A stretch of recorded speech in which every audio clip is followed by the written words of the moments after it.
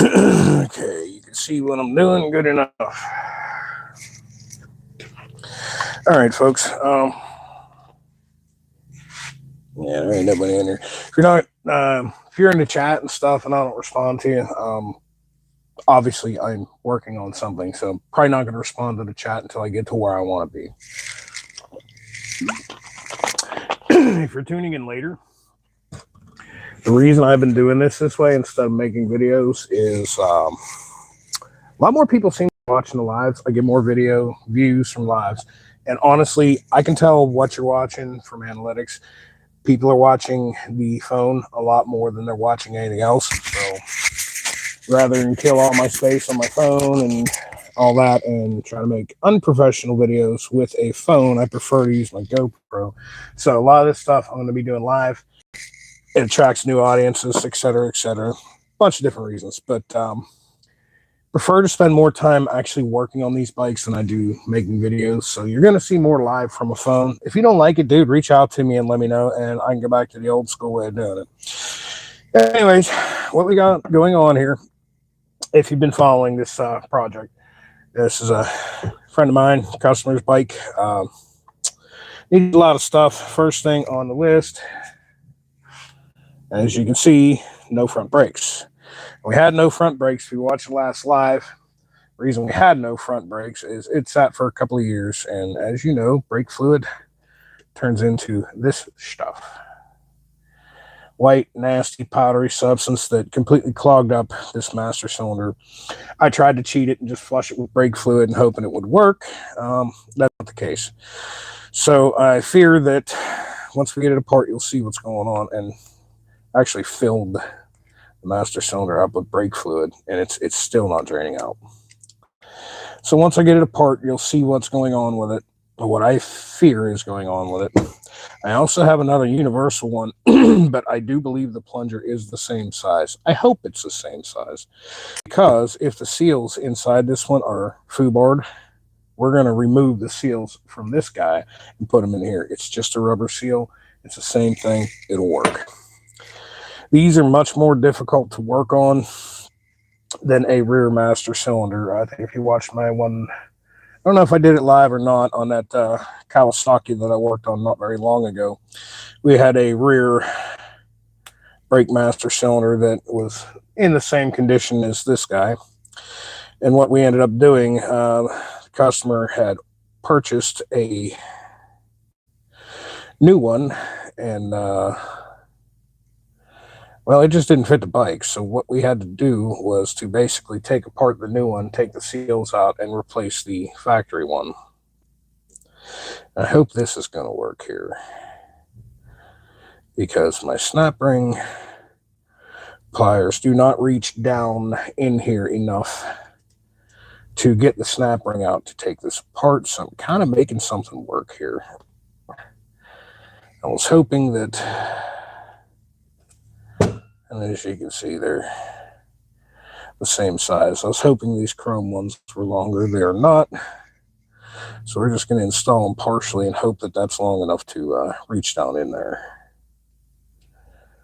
Because I only need maybe another 1/4 inch before they make contact with the snap ring. Because if I can't get the snap ring out, at this point we're pissing in the wind. There's no point moving forward. We don't want to order an entire new master cylinder when we've got one.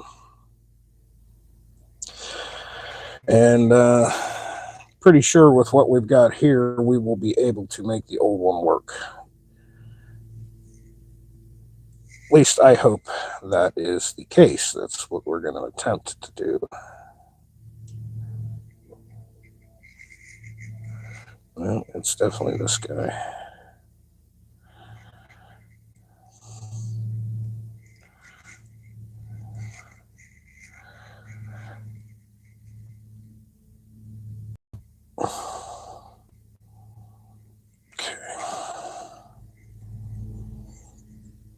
Well, hopefully you can see down inside there. Maybe not. We might need to put some light on the subject. What do I got handy to do that with? I've got this. All right. See down in there, you got a snap ring. Pop that snap ring out first. Keep your finger over top of this. Okay, it's going to be hard for me to show you this. I kind of just got to do it. Then we're going to take this plunger out once we get to that point. Now, if the snap ring pliers reach the damn snap ring, we're going to be in good shape. But I'm not sure if they will or not. But I can only get a little more space out of them. Yep, I think I'm on. Oh, nope. Oh, man. I gripped it, but I couldn't quite get it out. I don't have the most professional tools, guys. I buy what I need when I need it. This is a hobby. I'm not paying my bills with YouTube or fixing motorcycles. It's just something I like to do, and I like to help folks by giving them a service they can afford.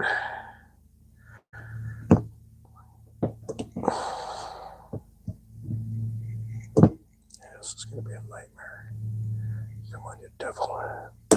Damn it. I almost got it.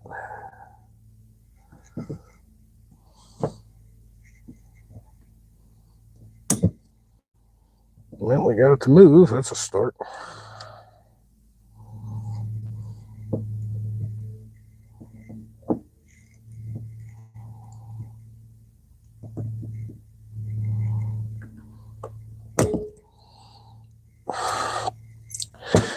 See, that's the problem. In order to reach that, I can't put these in all the way and lock them down because it's just not going to reach it. So that's the problem we're going to continuously have with this, unfortunately.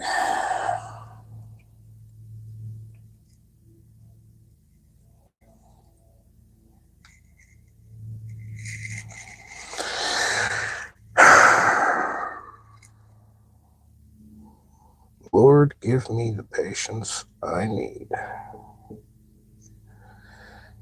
I ask you in Jesus' name, give me the patience I need to get this stubborn son of a gun apart.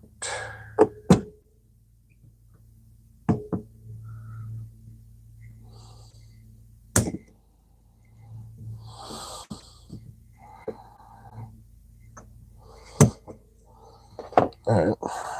Now, you guys ain't gonna be able to see it, but I did get it out of the groove.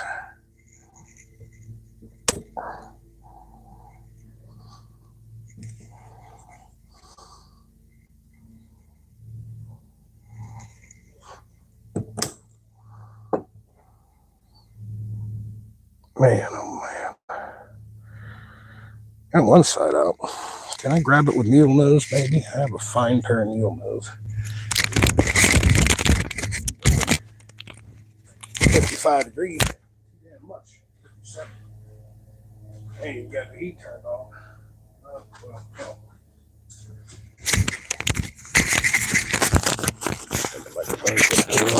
Sorry about that.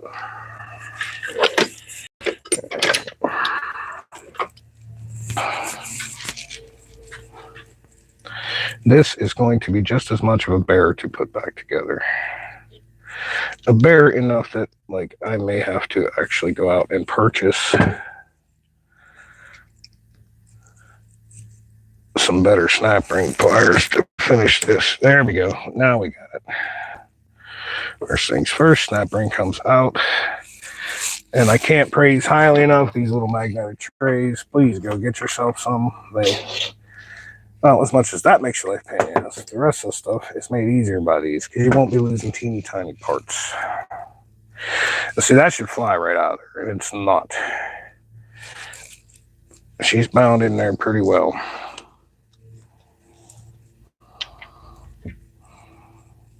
Okay. Let's get this bagged up real quick so I don't lose these teeny tiny little parts.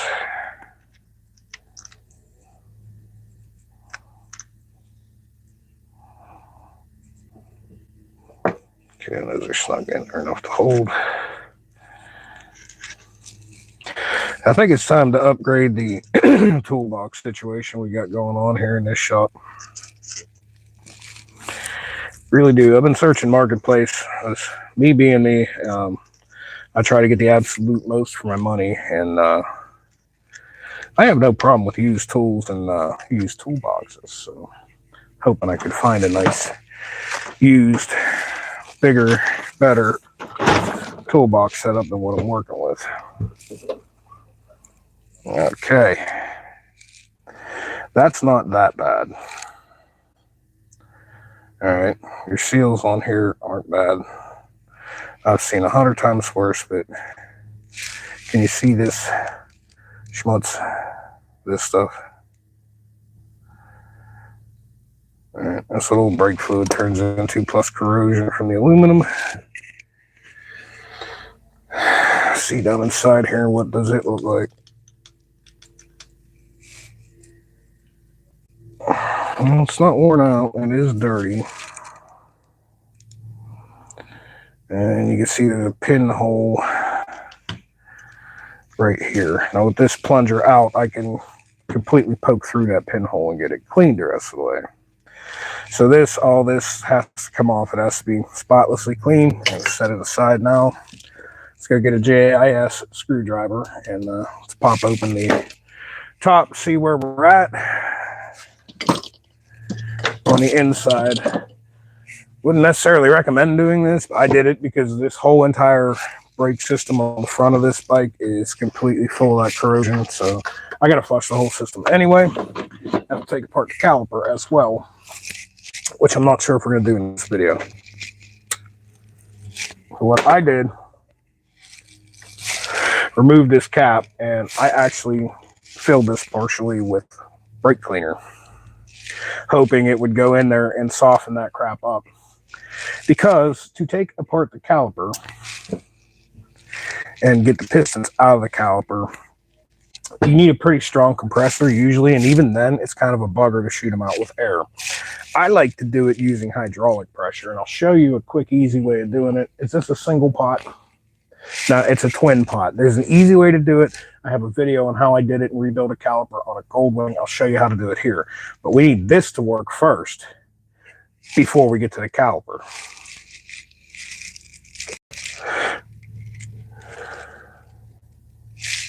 As you know, Phoenix Motorsports is not your typical motorcycle shop. We don't just change parts. We don't just throw money at a problem and hope to fix it. And the reason I even do this is to try to show y'all the old school way of doing things, where you did it in your backyard, you did work, you didn't spend a shit ton of money, and you enjoyed riding a motorcycle, often at times when you really couldn't afford to do it. And that's what this is all about. There's times that I couldn't afford a car. I didn't have one. I rode my motorcycle in the winter, and if it snowed real bad, I had to walk a few miles to get to a bus. Yeah. Okay, hopefully that brake clean has done its job. All right, cap definitely needs cleaned. All this needs cleaned down.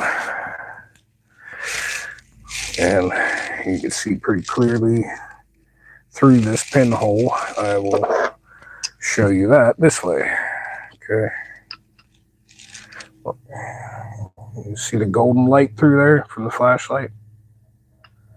That hole is clear. The brake clean did its job. A little more inspection on the seals of this. They do not look bad. So we're back and forth as to whether we're gonna We're definitely going to have to steal the dust cover off of this one, because as you can see, I kind of trashed this one getting it off, and it was in bad shape. It needed. So we're going to steal parts from this anyway. I could mount this on the bike, because the dude just needs the bike to run, drive, stop, be safe for his daughter. But here's the deal. It's not going to match. It's going to look funky, you know. And I would rather use this nice piece here that, yeah, it's dinged up and it's been sitting outside for a couple of years, but this will all polish up like chrome, which I intend to do at a later date. I would really like to keep the factory one on there.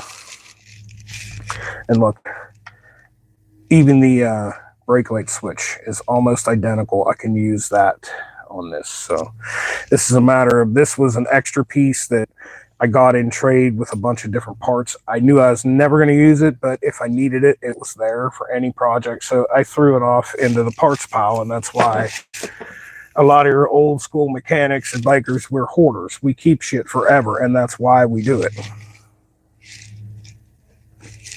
Because you never know. You may need that part, and here's where we're at. We might need it today. Okay, we're going to mess with flammable stuff, so let's put the cigarette out. All right, I'm going to need... I got all my dang tools out and ready, and I forgot to grab a wire brush. Back here. Sorry if that noise blew your eardrums out. I need either a wire brush, toothbrush, something slightly abrasive to clean that out with. Wire wheel. I had a wee little wire brush in some damn place. This may do the job. It's not the best way to do it, but it may do the job.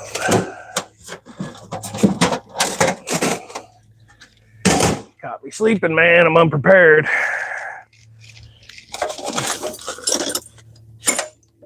Oh, here we go. This do the job. This is what we need. Perfect.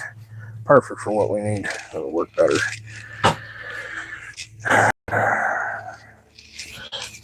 Day after Halloween, first of the month.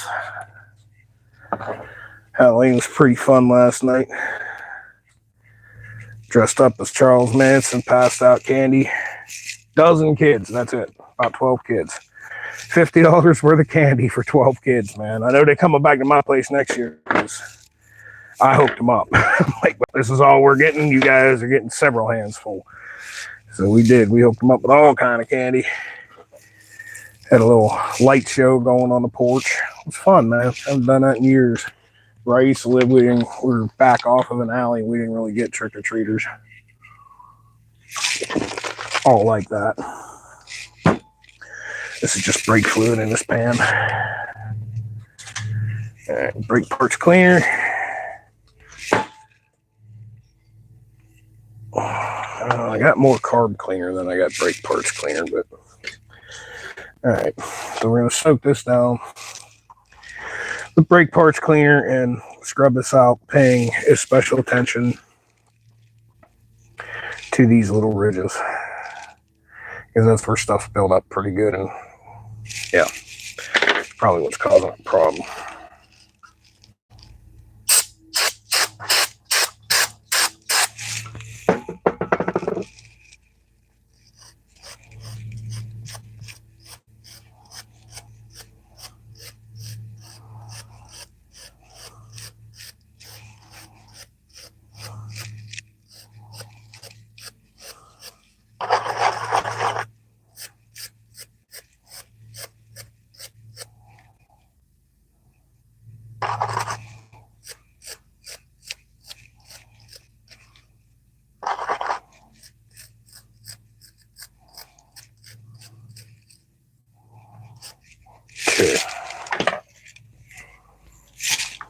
Shop rag here and wipe this down.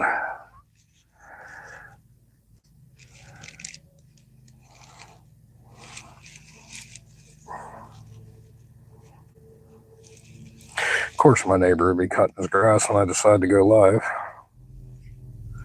Fucking lawnmower sounds like a helicopter, but that asshole bitch is about my Super Glide. It's too loud. Me and him, we had to have a conversation one day. Look at that, up underneath there, there's Gorp. You get it out of there. Yeah. I was tuning the carburetor on my Super Glide, and he thought it'd be okay just to walk into my garage, talk to me any type of way. I explained to him as he was walking away when he saw the look on my face that, number one, if you ask me nicely, I'll do something to try to make it quieter. But when you come over here and try to talk to me any type of way, like I'm some piece of shit, that tells me, especially when you're walking and acting with an aggressive manner, that tells me that, well, you just might want to fight. I'm not a tough guy or a badass. I don't try to be. But don't come at me like I think you're going to hurt me, because you're going to see that side of me. And that man saw that side of me. So he don't talk to me. I don't talk to him. He stays on his side. I stay on mine. And we get along much better now. He learned real quick. I am the nicest guy in the world. Just don't be an asshole. Don't treat me like shit. Like, my motorcycle's loud. It was 2:30 in the afternoon on a Sunday. You know, legally, I can make all the noise I want at that time of day. And if he would have approached me and said, "Hey, buddy, that's really loud. Can you, oh, my bad, man. Here, let me shut the garage door." You know what I'm saying? It's hot out that day.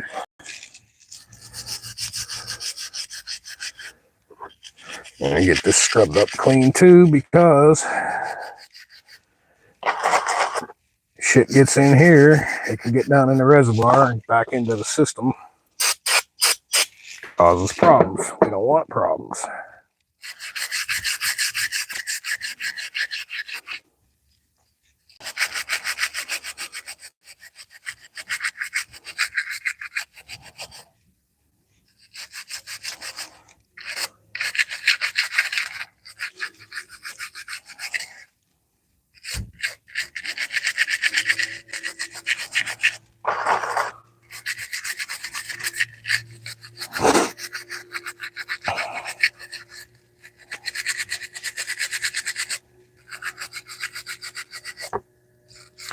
I think we're having pork chops for dinner.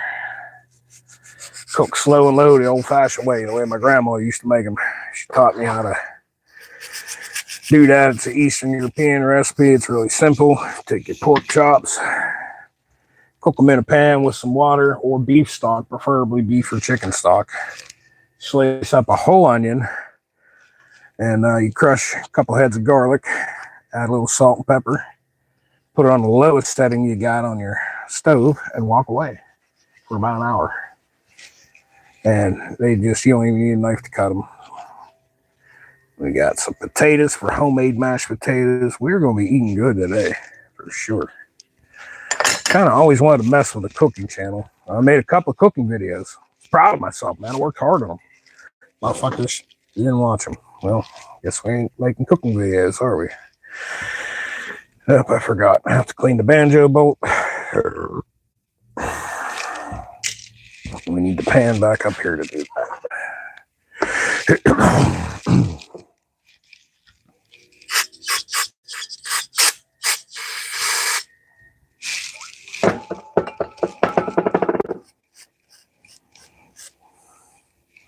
Every part of this system, you need all that white crap gone, because that will get up in there and stop things from doing what they need to do.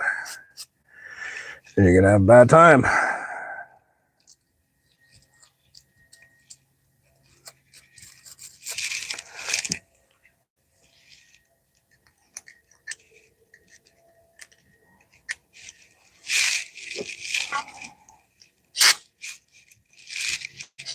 Damn it. It's a good thing I got glasses on. Shit. Rinse this off my glasses before it messes with them.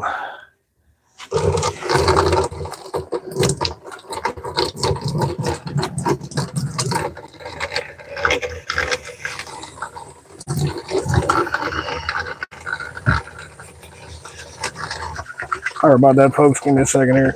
Clean my glasses up.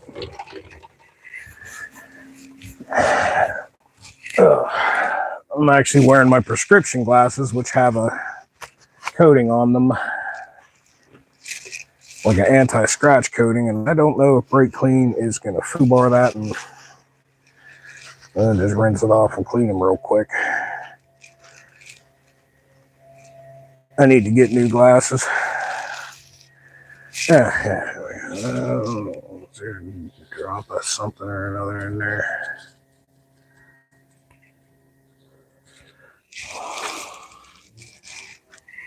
Man, it did. Shit.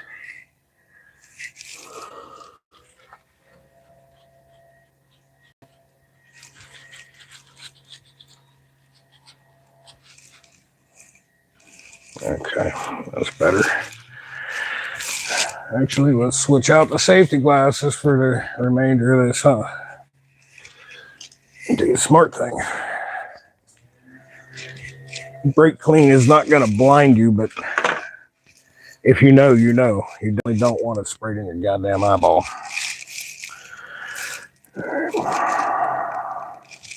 See all that rust, all that crap down in there, that all has to go.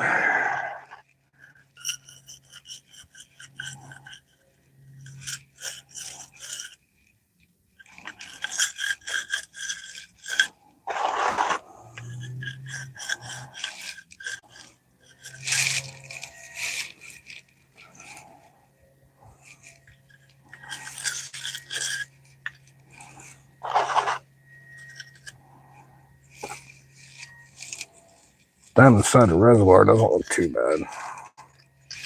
I got that cleared out pretty good. Actually, here's what we're going to do with you. Where is the banjo bolt for you? We're going to put the banjo bolt back in here to kind of plug it up.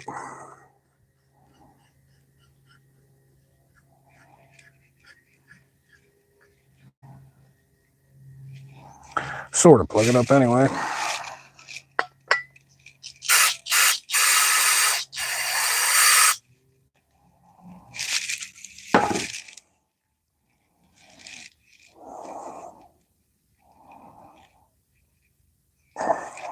Spin that around in there and make sure it's doing what it's got to do. Okay.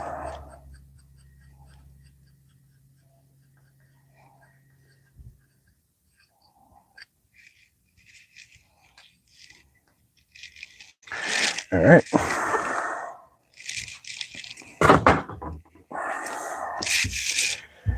And we're about done with the cleaner.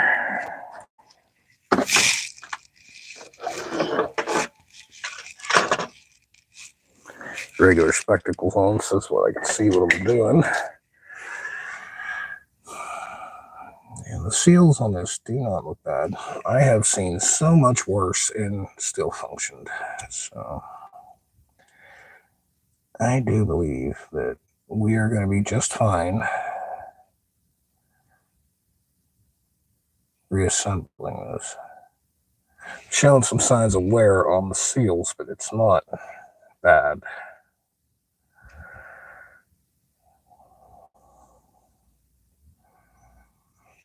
Okay.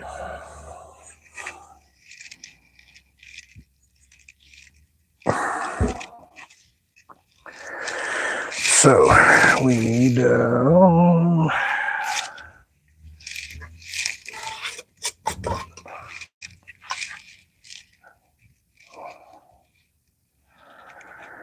give you a quick dip. You're going to want to wet those seals a little bit so that they reinstall easier.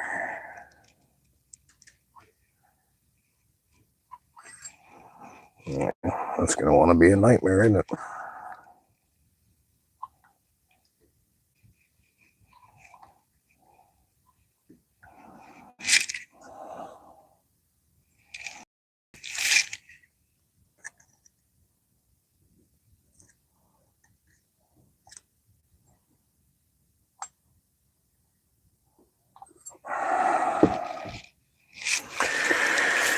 Okay.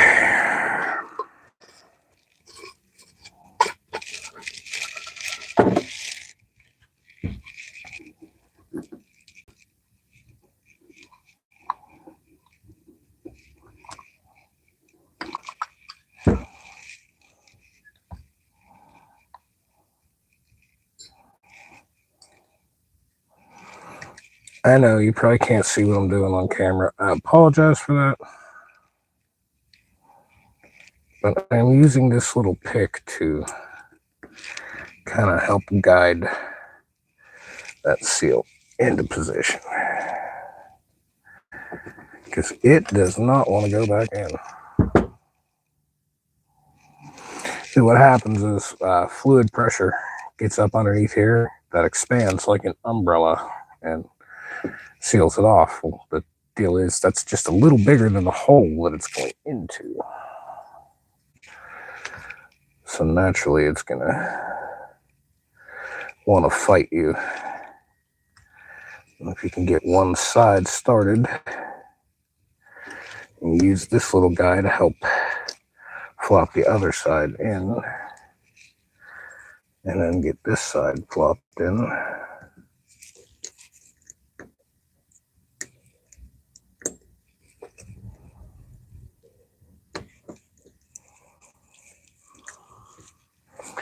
Gotta be gentle. This is a sharp pick. You don't want to damage this.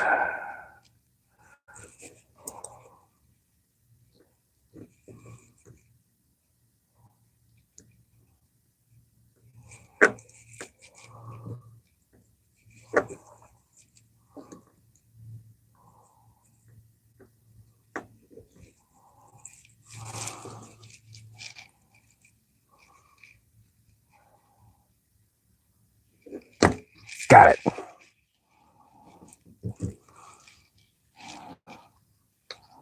Get the next seal in. See how much smoother that already moves? Good. And you can hear that. You hear that? The seal's doing what it needs to do already. Good. Good, good, good. All right. You could use a little something, something. Because you have rust on you. I don't like rust. I'm going to keep just some dirty motor oil in here. Okay. Like all-purpose lubricant.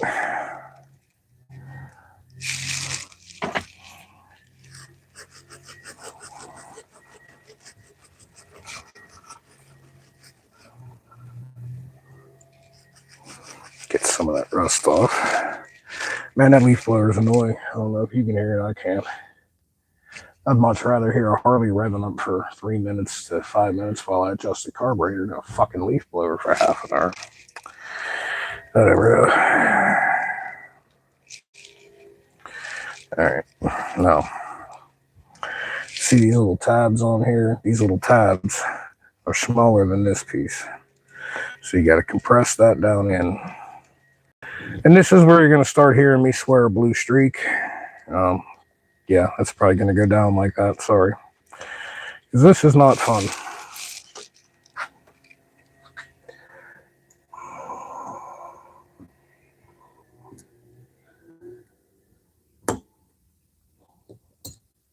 We need a wee little baby flat blade screwdriver. We have two would be nice. Well, I got this guy. Okay. Honestly, I kind of want this turned a little more in like this direction, because it'll be easier to work with.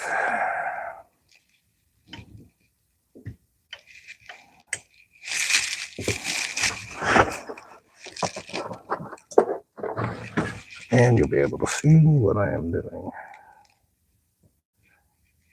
Which side's longer?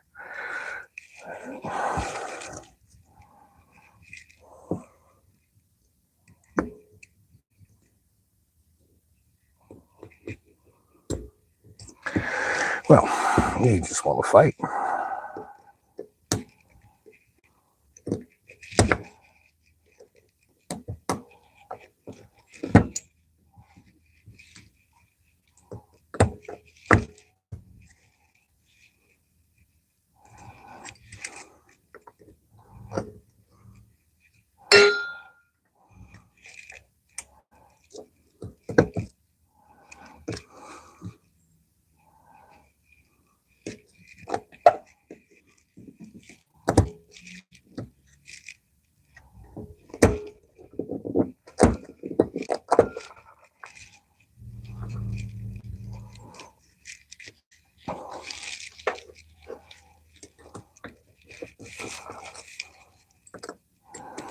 And folks, it's honestly this kind of tedious bullshit right here, which is why most shops will recommend that you just buy a new unit. When just let's think about it, you got to pay your employee, you know, time to do this, or you can just have the customer buy a new unit, and half the time you have the new unit bolted on. But as you know, that's just not how we operate. So like I said, we're doing this to help a buddy out. So we're going to do it the hard way because it's going to cost him less money. And that's the end goal.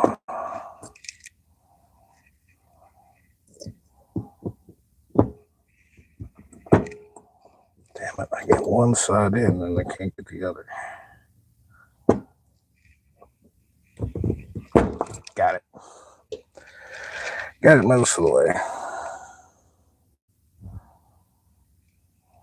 Got it started anyway. Point that way in case it shoots out. Where is my little lucky whammer hammer?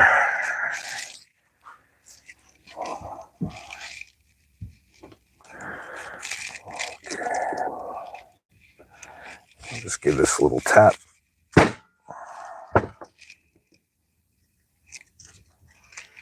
And are we seated? Pretty sure we're seated. Yeah, we're seated in there. Let's give it a little tap all the way around. I did this kind of the easy way. I got the back piece started. I got one piece started so that that spring clip was in there kind of cocked like this. Okay, and it was seated all the way around except to maybe here and tucked back in the pocket. Okay, so what I did was that last little bit sticking up, we put a screwdriver on it, pop, hit it like that, because these are very difficult to work with. I do need to get a better set of these, but it's one of them tools that I almost never use. So sometimes I feel like I just want to fight with it, and every time I actually do need to use them, I bitch about how I need to buy a good set, but when I'm walking by the $75 good set, and I think, well, I should buy those, I also think to myself, dude, you've done it how many times with your old set? What are you buying new ones for? It's a conundrum, man. It's a conundrum. All right. Yep, we're in good shape there. Now, this dust cover it's not blown out, so let's go ahead and pop this apart and try to get this dust cover out without tearing it. That's a brand new one, and it's going to be difficult to get out without actually tearing it. But if we can do it, that's a win for us. Okay, I need 10 millimeter, two 10 millimeters.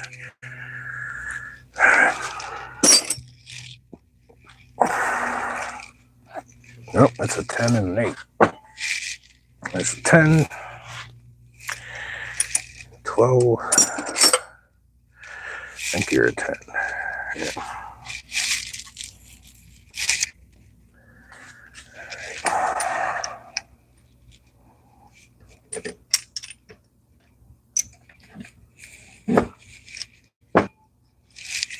Oh, it's very tight.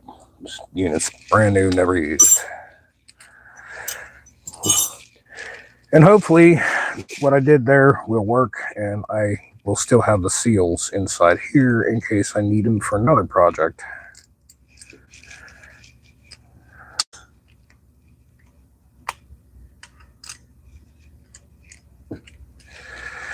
All right, we need a different pick.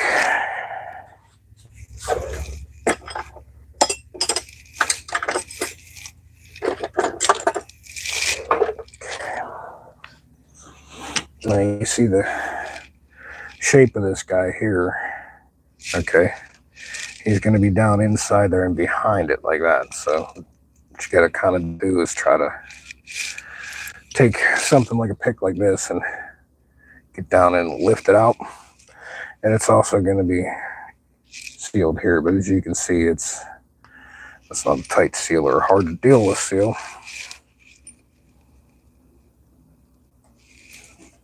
There we go. Came right out. Let's match them up. This is blown out and also stretched me pulling it out. But as you can see, they're the same size, so we're just going to go ahead and reuse this. And if you look down inside here, that's how well the camera picks it up. That's essentially the absolute same thing as this. This is a Nissin. This is a no-name. Okay, but it's the same fucking shit. If this turn signal switch goes bad on any bike I got, they're almost all the same. Okay. Honda, Yamaha, Suzuki, Kawasaki.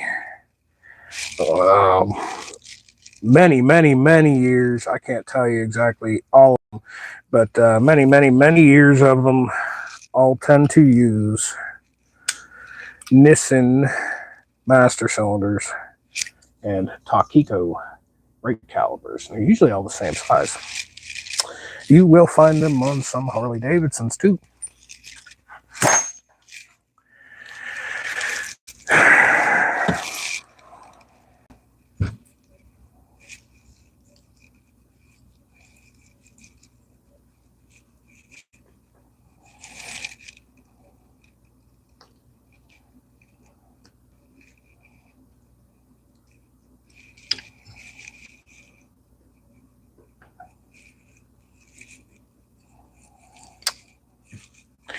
You booger.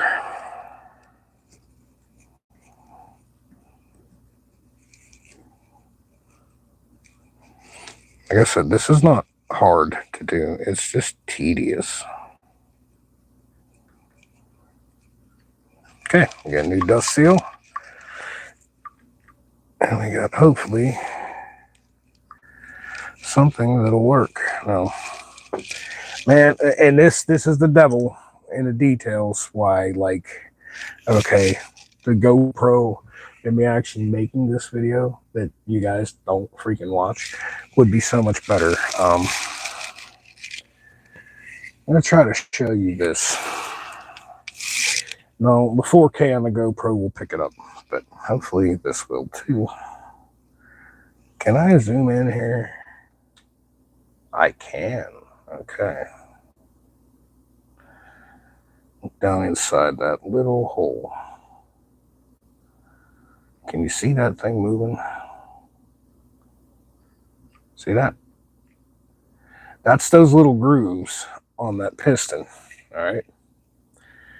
As you've seen, those little grooves were plumb full of that white crap. Well, what's going to happen if that's all white crap built up there? No fluid is going to slide through and around those grooves and get to the plunger seal to actually push it through and do its job. In my theory, and well, over the years of doing this, I'm usually always right. Here's that one time that I thought I was wrong, but, you know, I double checked and found out that I was right. So I was wrong once. I was wrong about being wrong. In my theory about that, I was correct again. So let's go ahead, mount this back up onto the machine.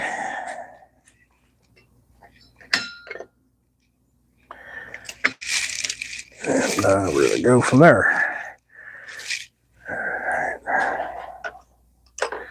We need a 5mm Allen key.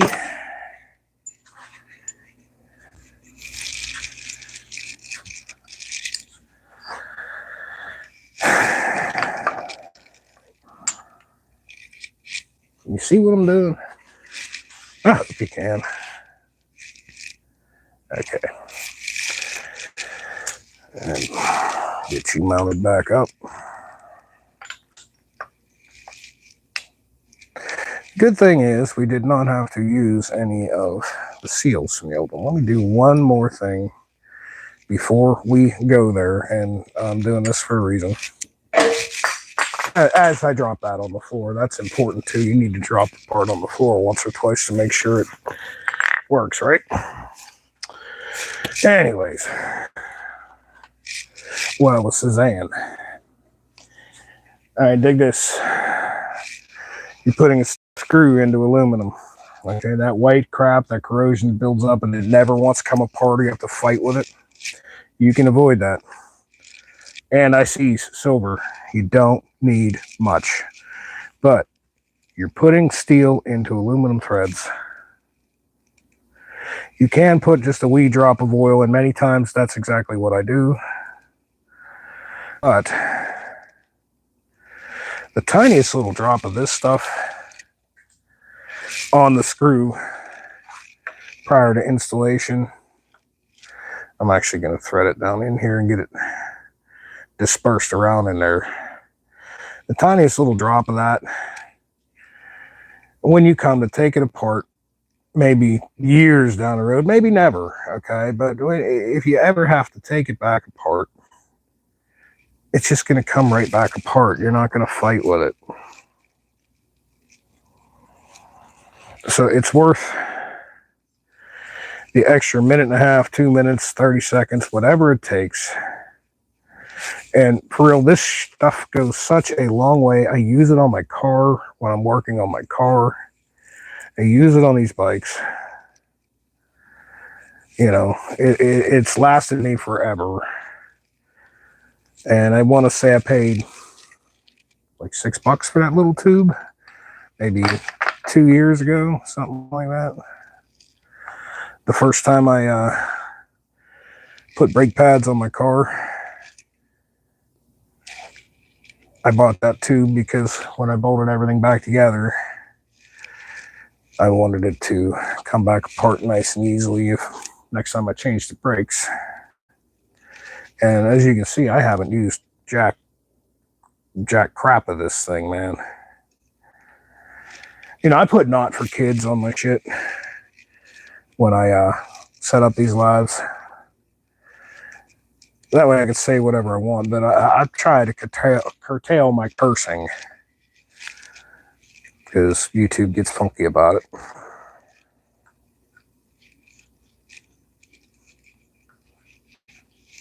But yeah, do yourself a favor, spend just a couple of bucks, get a little tube of that shit, and throw it up on your shelf.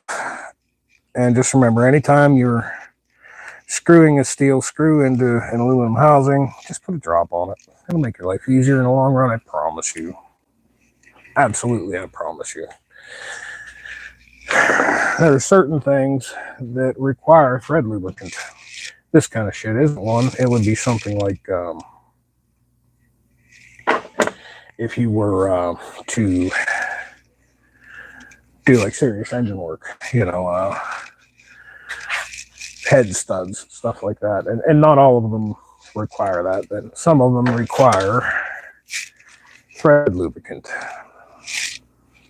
This is not one of those situations. We're going to do another thing. That little pivot point in there, it's brass. It's made to wear out, right? What we're going to do is not anti-seize, but I got over here a tub of general grease. And we're just going to take a little tiny bit, fingerful, you know, that's all you need. A little tiny bit like that. We're going to smear it in there. Smear it around a little. Why? Why not? It's a moving part, metal on metal, lubricated.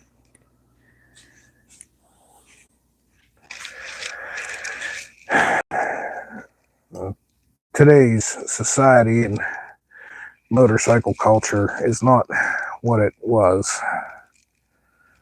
Whereas, man, it's the same with today's automotive culture. We build just some throwaway crap. And I'm really sad to see, you know, even Harley Davidson is doing it nowadays. That's why I like my older bikes. But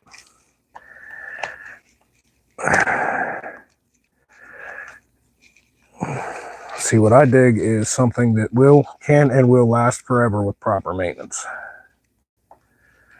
And little shit like that, that thing will last longer than the bike. If you just throw a drop of lubricant on it, that's all you got to do.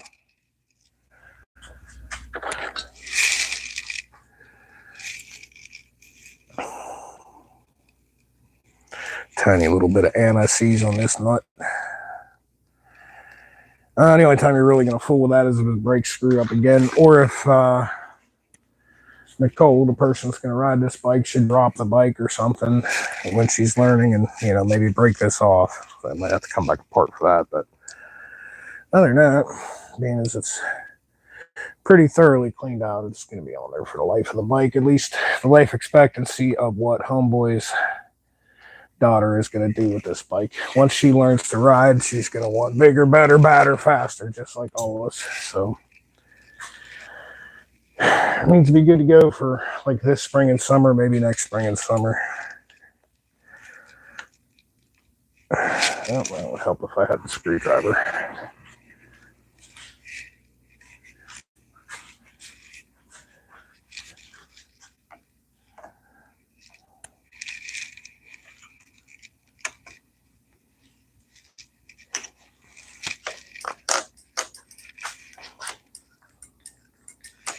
Okay. Now we will need our banjo bolt and washer.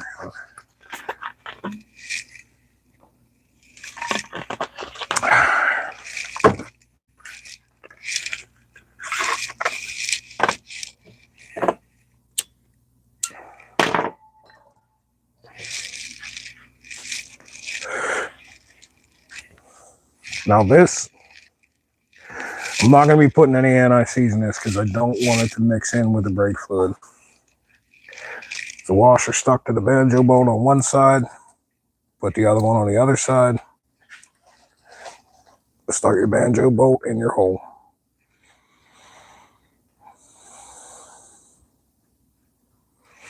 I do believe that is a 12 millimeter, and I should have one right here.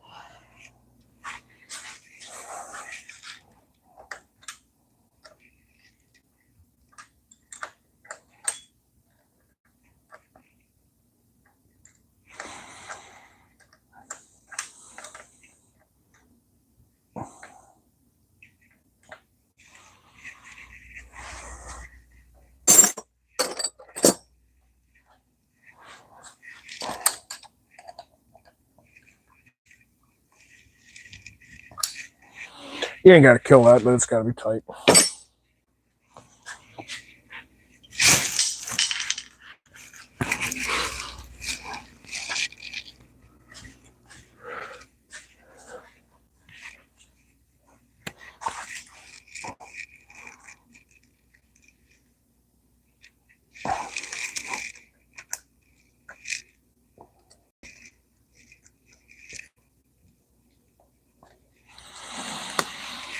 All right.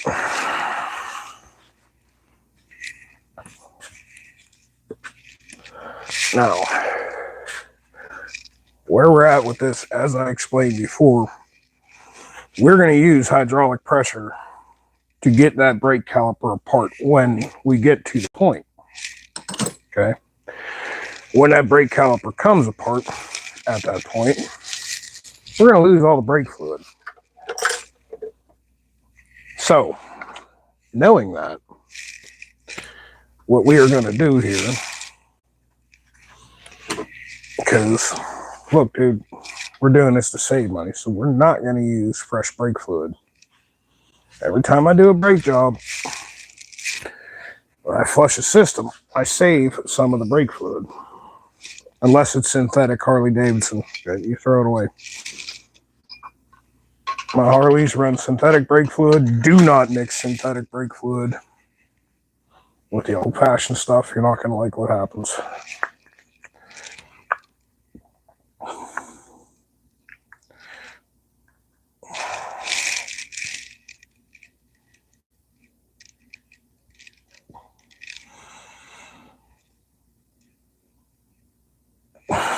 So we're going to go ahead and throw some used brake fluid up in here for the time being.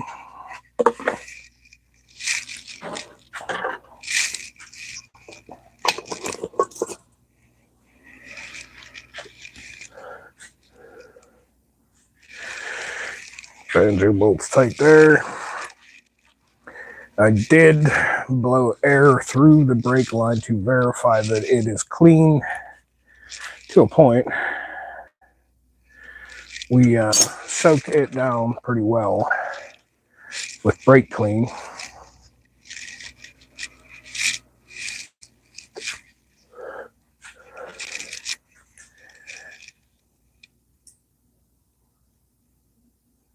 Nice. I know you can't see it on camera, but I got air bubbles coming up every time I do this. And that's good.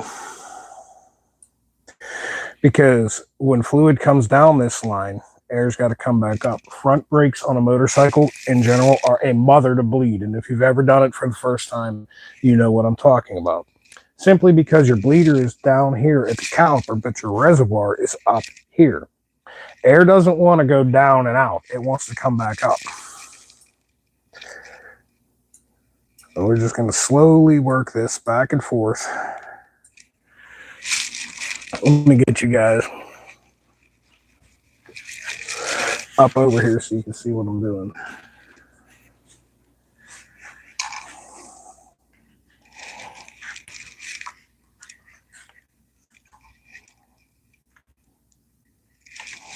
Oh man, this thing's just not quite long enough.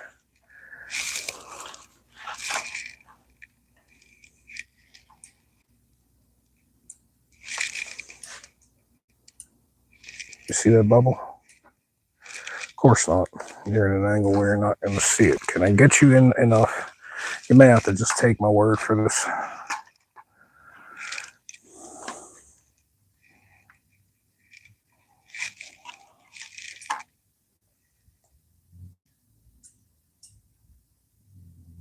Oh, one popped. See that? Those bubbles coming up means brake fluid's going down into the caliper. That's what I want. We don't have any pressure on this lever yet.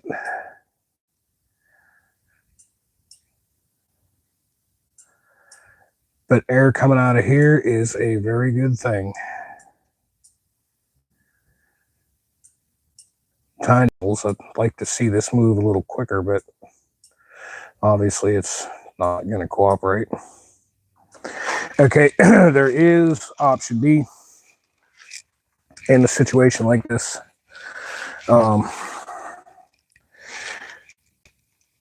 Depending on who and what you prefer to watch. Derek Beery, Vice Grip Garage, talks about it often when he's doing those revive and drive videos. Gravity bleeding, where you open your bleeder or crack a brake line. That works just as well. And you let gravity do the work for you. You're going to let the fluid drip out. And eventually, especially on a front brake on a motorcycle, eventually the air will travel back up. Because this line was off, I had to take it off to clean it. So this whole dang line was full of air because all the fluid drained out. We don't know about the caliper. It's probably full of air too. So before we go nuts with that, we're going to go ahead, crack open the bleeder, or maybe even just remove it. It's loose as all get out. I have a feeling this caliper's full of crap too.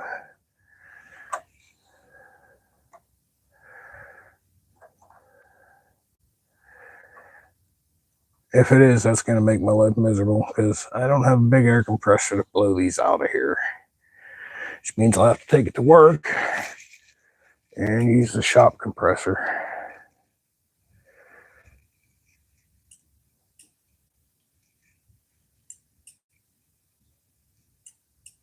I have a feeling that this is going to be packed full of that white stuff too. And that's why it's being a turd and not doing what I needed to do.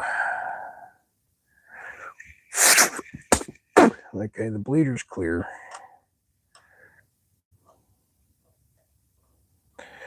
And we can just start that in there. Let's go ahead and try to catch as much of this as I can and then crack the line.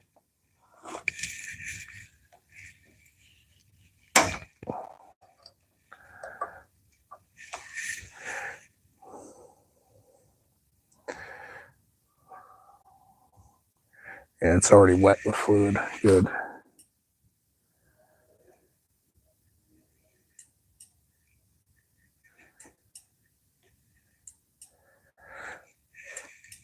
It's not like a car. You basically just going to have some patience.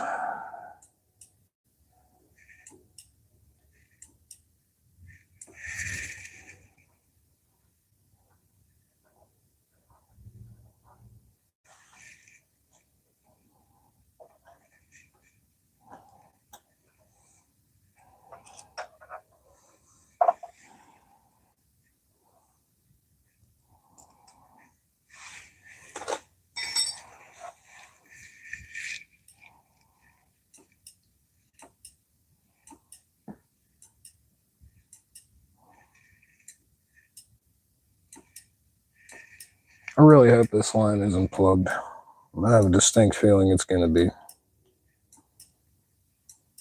And we might have to buy a new brake line. We should be getting fluid out of there, and we're not.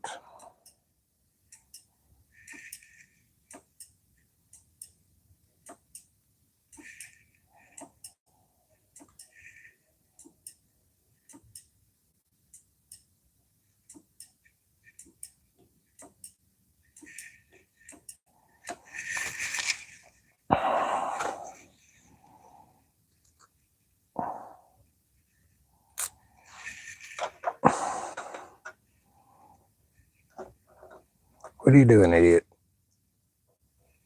Put the washer.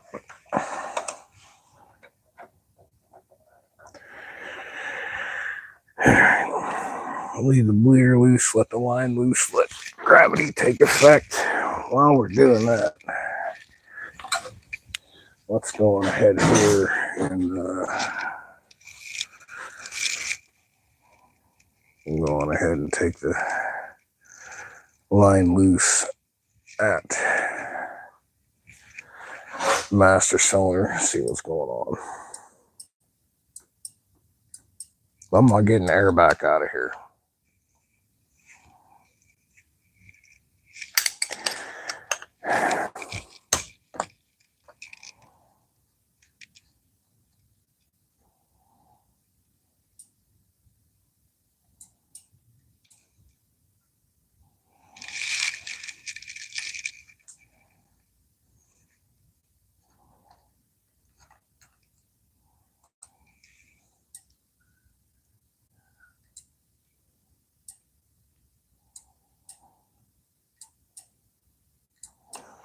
Yeah, I could feel pressure going on it on my finger when I'm pumping this.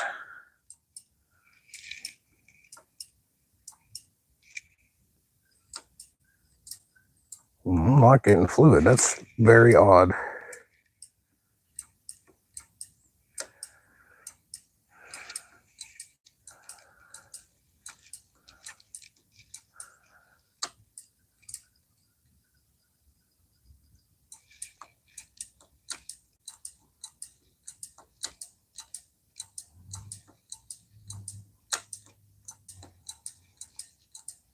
Maybe them umbrella seals are shot.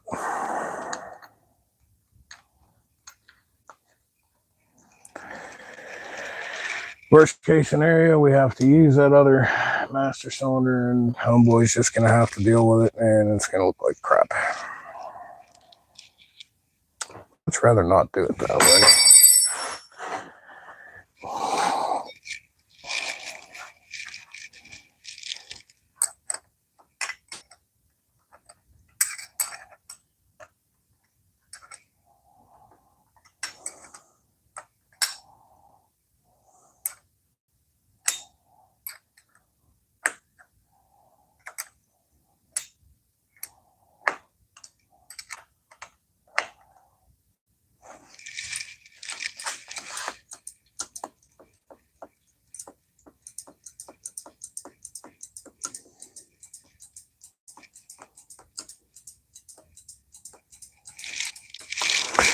All right, we do have an option B, C, D, E, whatever.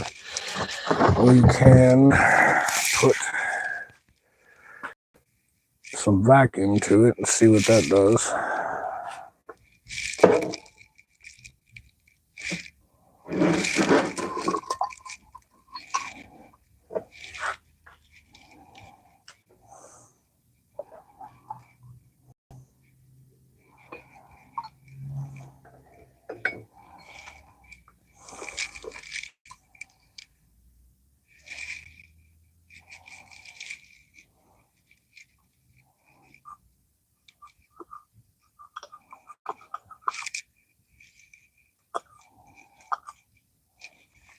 course. That's going to do that to me, isn't it? Bear with me. I'm going to fight with my vacuum bleeder.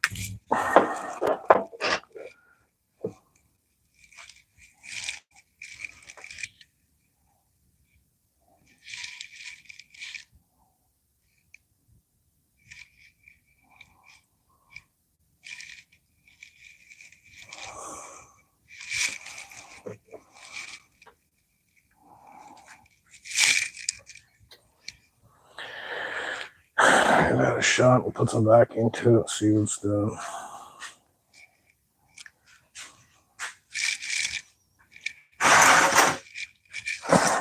A wrench out of my pocket. Because I need to tighten that line up to pull vacuum through the system.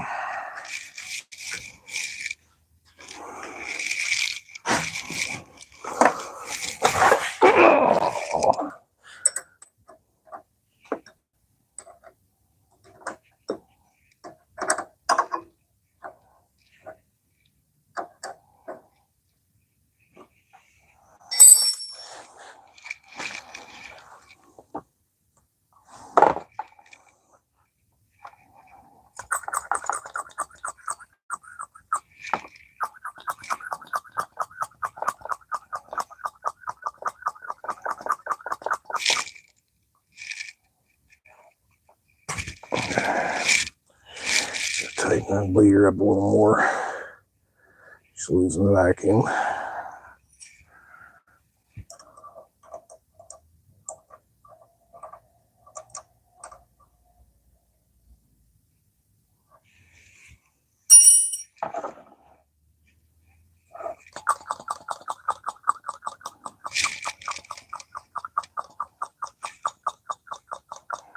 Yep, we got a plug brake line, buddy. Damn it, that sucks. Just trying to avoid doing this.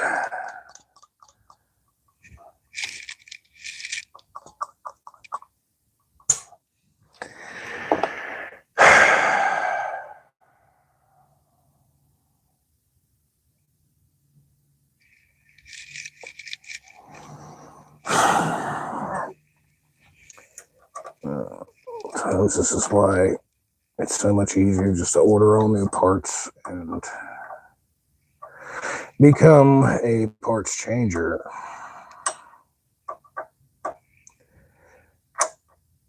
Instead of a guy who messes with old junk and tries to coax it back into life again.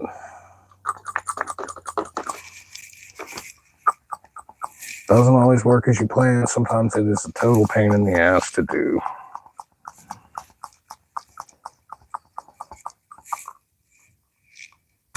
Nope. Nope, we're not going to get anything through that. Oh my God. Oh, did you hear my knee pop out of joint?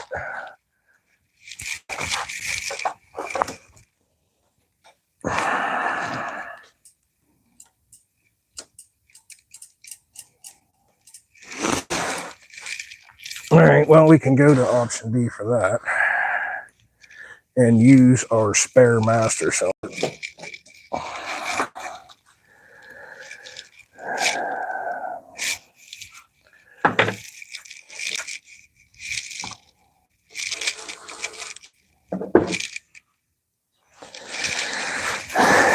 First, we're going to use this get up here to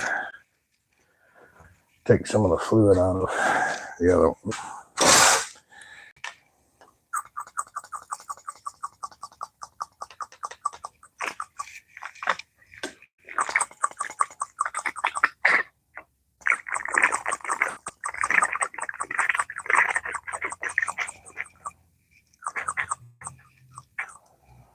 So that we don't make a mess.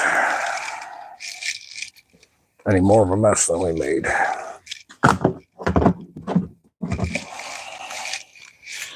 Really wanted to use that polished one for this, but it's looking like that might not be an option. Okay, where's that 12?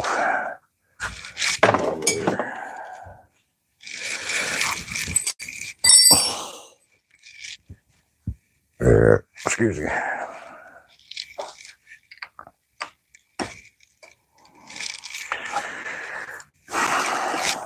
I can get some fluid pressure to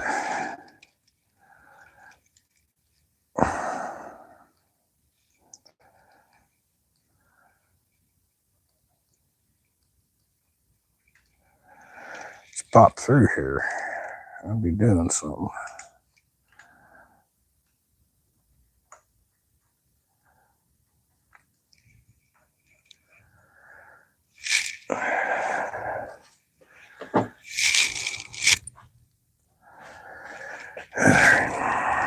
This looks like a smaller fitting too.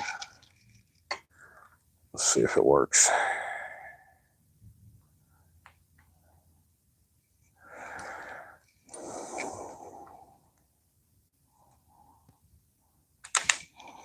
This is actually a clutch master cylinder too.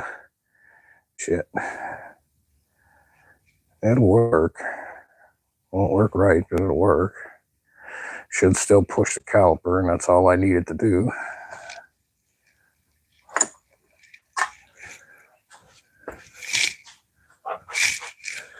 In the meantime, I could soak this unit and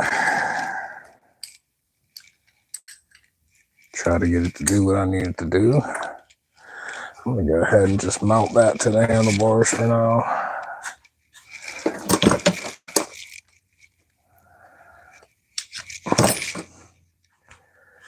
We do have to go back through, if we end up using this, we'll have to go back through and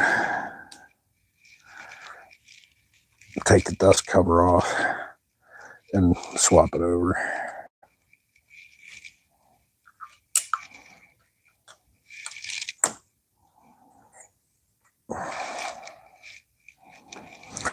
Problem number 2, I think that's for 7/8 bars. I think these are 1 inch. I hope that's not the case, because I'm going to have to take this back apart, change the seals. Much rather not do that.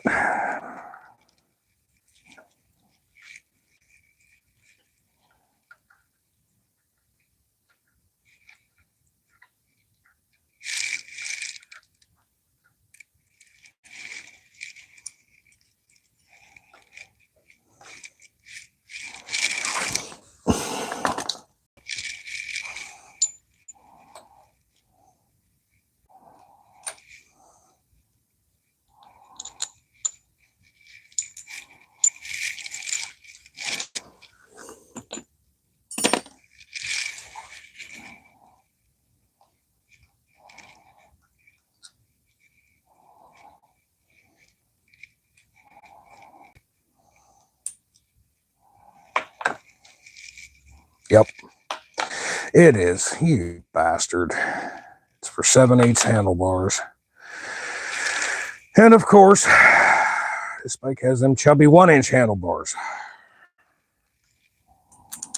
Can't use this if we want to, means we have to tear it open. Can I at least get this to start so that I can not hold the fucking thing in my hand?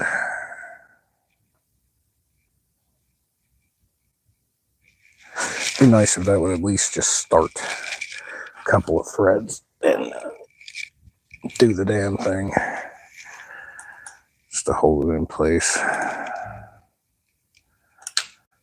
Nope, it ain't gonna do it. You fucking bitch. Alright.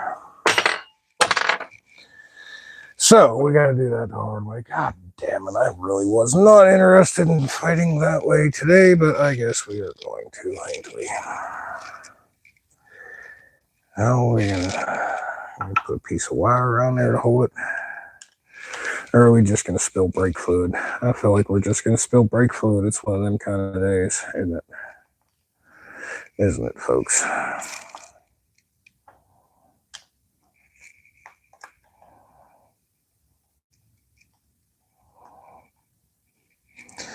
The whole idea and what I'm fooling with here is plain and simple to get brake fluid down to the damn caliper.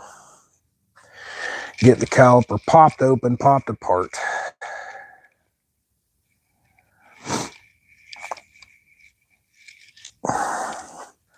So that I can clean the pistons up and reuse the caliper. I got all winter to get this bike done. I'm not in a hurry, and I promise you, Mr. Suzuki, this is a battle you will not win.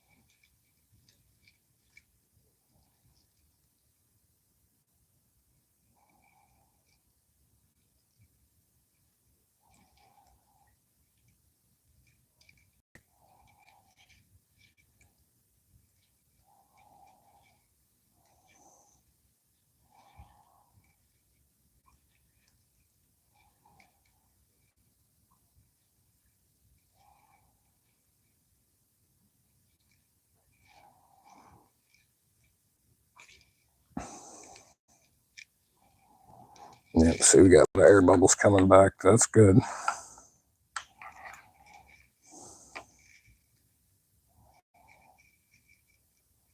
Can you stay somewhere where you're not going to spill while I go get the cap? Stay.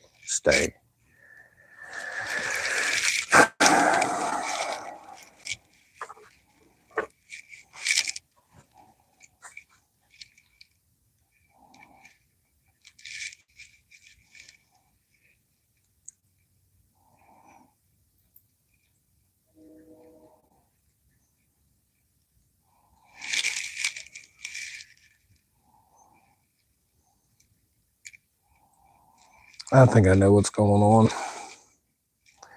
You only got bubbles coming out of one hole and the other. There's still something plugged up in that other master cylinder. I about guarantee it. Cleaned it out pretty good, but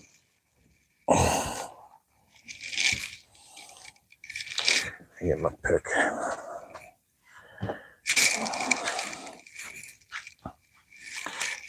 Inlet side, and this is like a little one-way valve. Little hole underneath there could be plugged. Could be something simple as that. Because honestly, I'm getting suction back on the line. I'm not getting pressure. This housing still got some shit in it. Damn it. I do everything the hard way.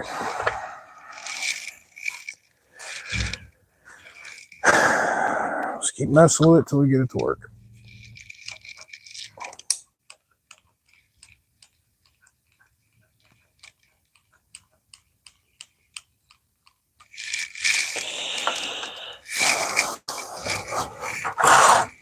I can tell you right now, I promise you that caliper has that white buildup of crap in it. It's got to come apart. Without an air compressor, to get these pistons out of their home without an air compressor, you pretty much need this to work. So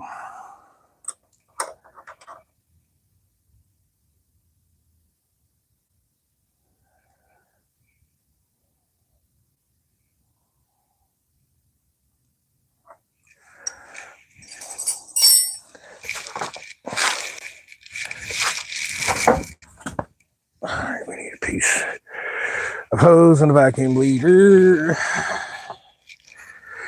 I'm not really going to use the vacuum bleeder. I'm going to use the hose on it, from it, whatever you want to call it, because I'd much rather not make a mess on my garage floor today. I'll take this, throw this guy on here, throw this guy in the pan.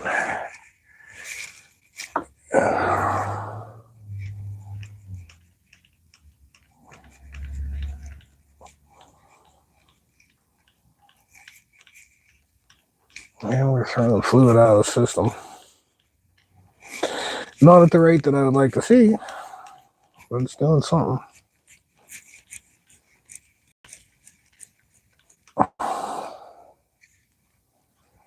And the devil is I can't mount that to the handlebars because, well, it's not the right one for the bike.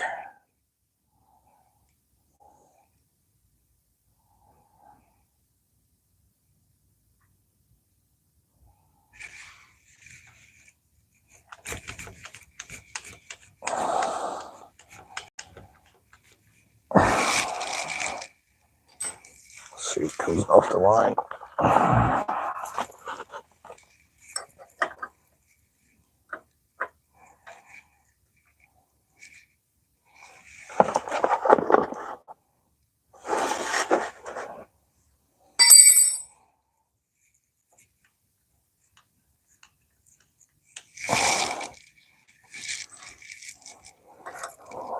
That's a start.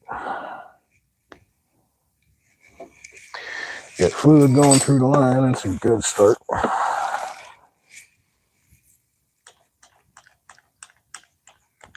Doesn't want to work its way out to the bleeder though. We still got fluid in here, good. Open that bleeder a little more, baby. Now we got something happening.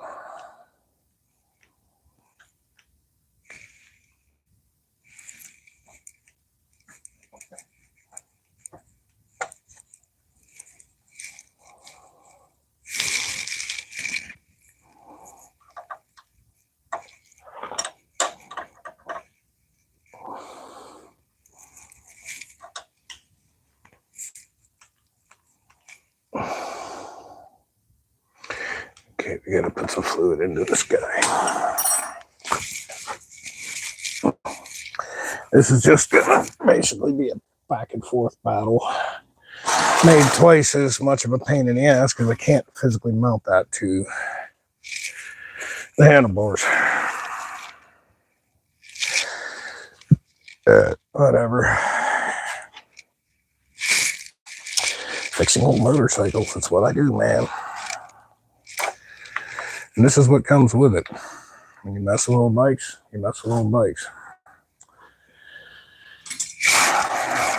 Can we do something like this, maybe? Can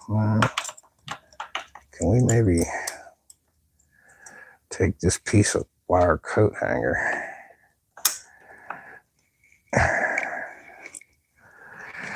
and at least get something to hold that up there like that? That'll make my life easier, wouldn't it? All right, that's a start. That's a start. That'll make life a little easier. Okay. I'm gonna put some more fluid in the reservoir.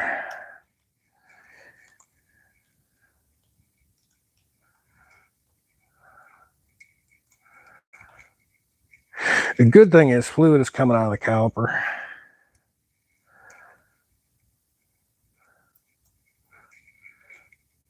So if I can get that caliper working properly and just good and flushed, we can actually run new fluid down through the system. And then from there, put on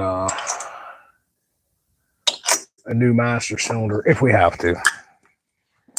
We're going to continue trying to make that one work, but if we have to, we'll put a new one on it. The idea is I am trying to keep as much money in Homeboy's pocket as I can. I got more free time than anything, and to me, this is just a fun Saturday in the garage. messing with an old bike. So if it wasn't for a friend, I'd be telling him, yo, homie, get up on eBay or any of them. Go to Suzuki, do whatever you got to do. Bring me a fucking new master cylinder, a new caliper, a new brake line. But since this is for a homeboy, very good friend, I am going to dink around all day and try to make what he's got work.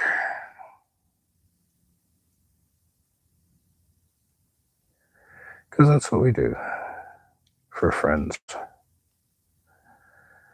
Well, the other option would be being up at the house instead of in the shop and having Mrs. Phoenix Motorsports tell me to clean this, do that. Need the air conditioner out of the window. Why didn't you fix that door? It's still squeaking. Why? I'd rather be down here playing motorcycles, even if I'm fighting a losing battle. All right, what do we got going now?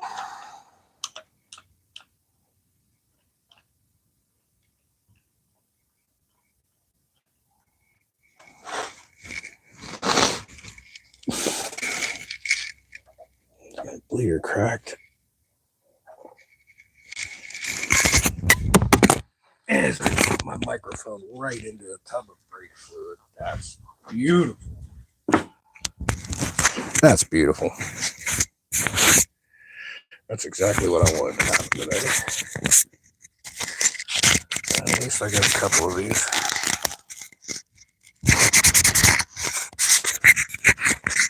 And I caught it before I got submerged.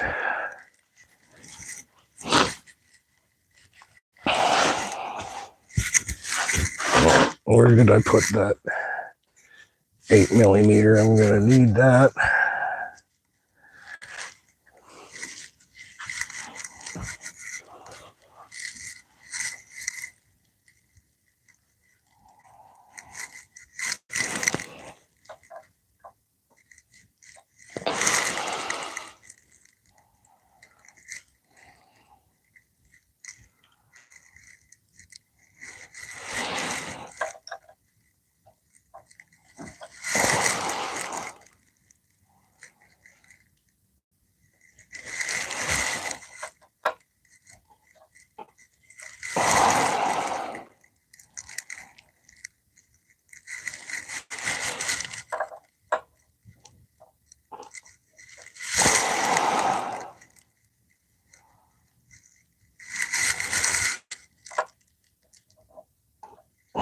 Nice big puff of air every time. So I'm getting air out of the line, fluid into the line. That's what I want.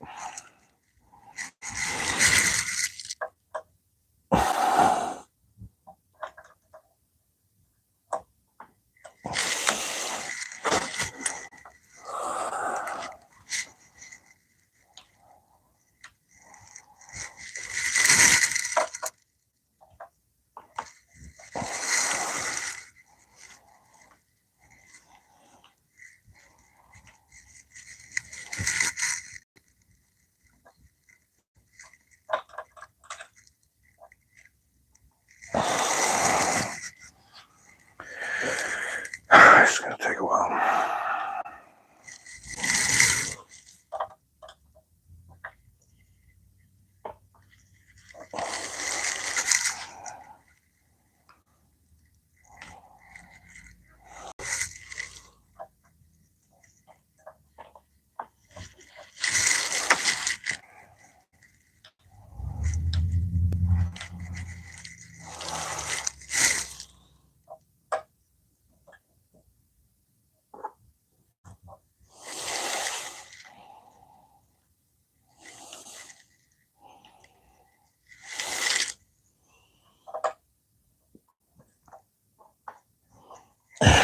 And this is basically caused by this line being completely out of fluid. Nothing in it. I drained the entire damn system because that line was partially plugged. So, hey, we're starting to get brake liver. Hey, all right. We're starting to get pressure. Good.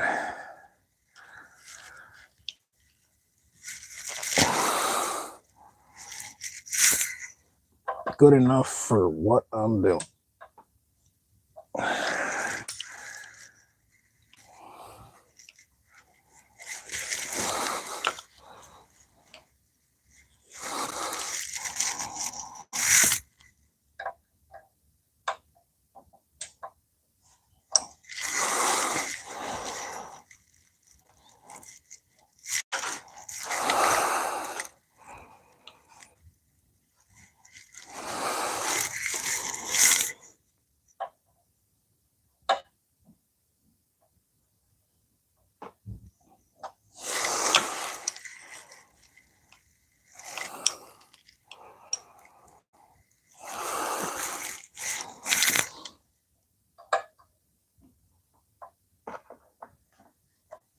All right.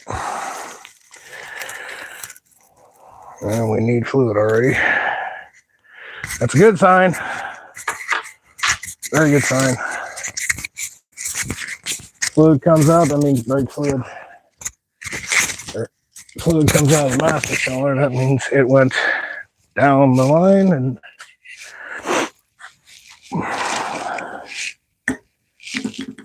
where did I put the screwdriver?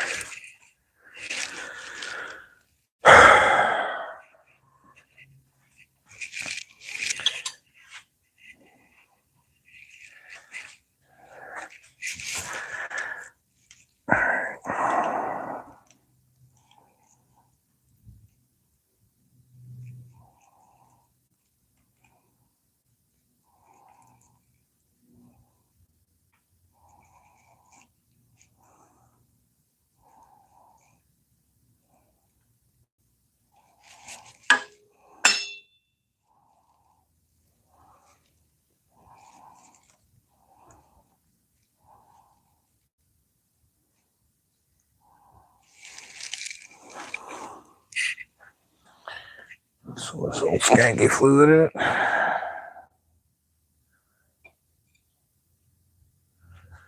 Top her back up.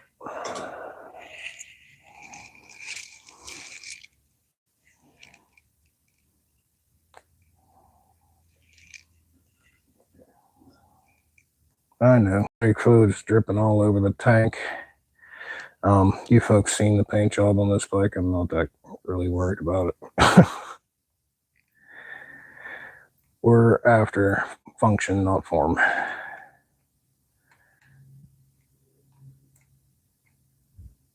Okay. Stick it here.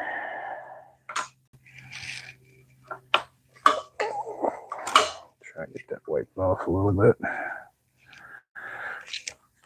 Put that back under there to catch the drips.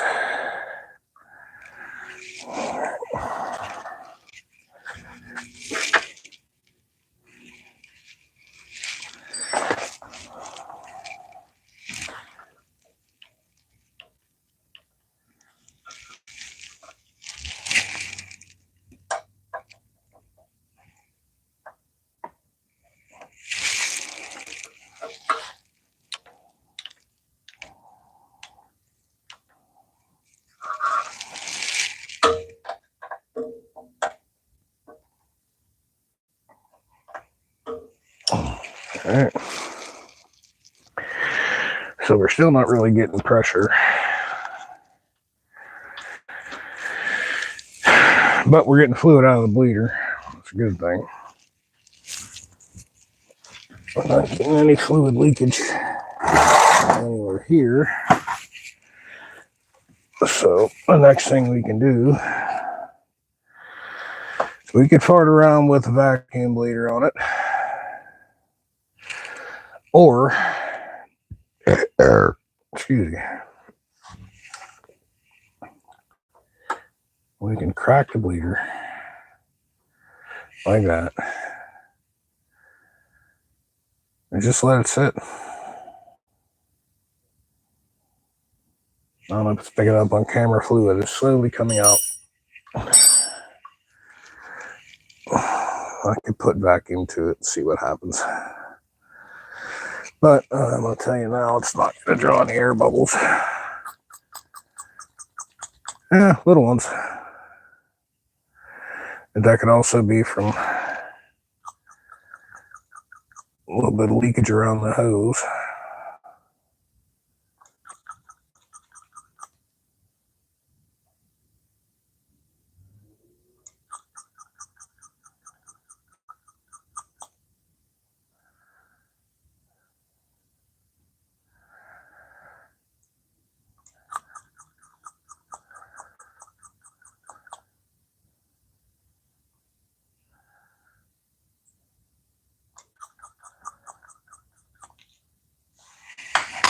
Okay, that is enough. Let's see what is in the reservoir. It's probably going to need topped up.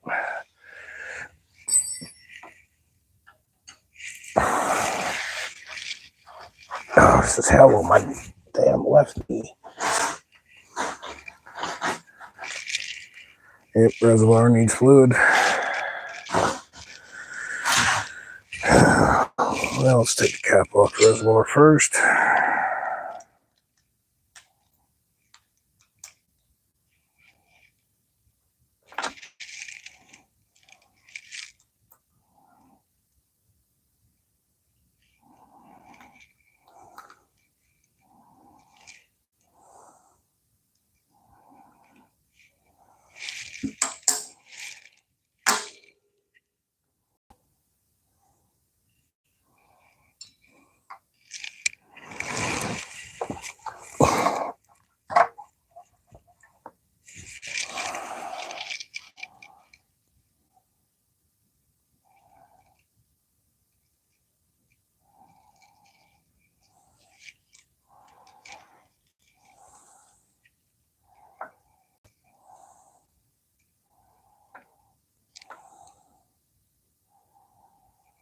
Oh, you make me mad.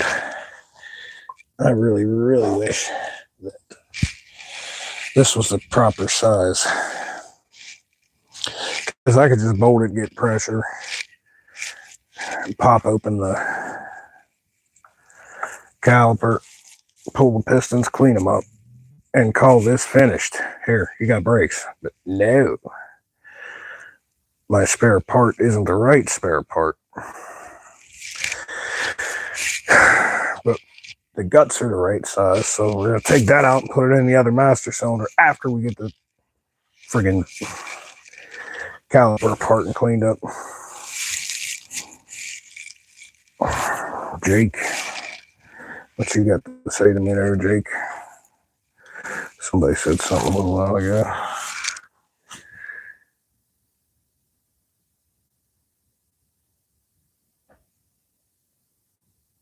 Yep. It is nasty. It is full of debris. But it's doing what we needed to do, isn't it? For the time we needed to do it anyway.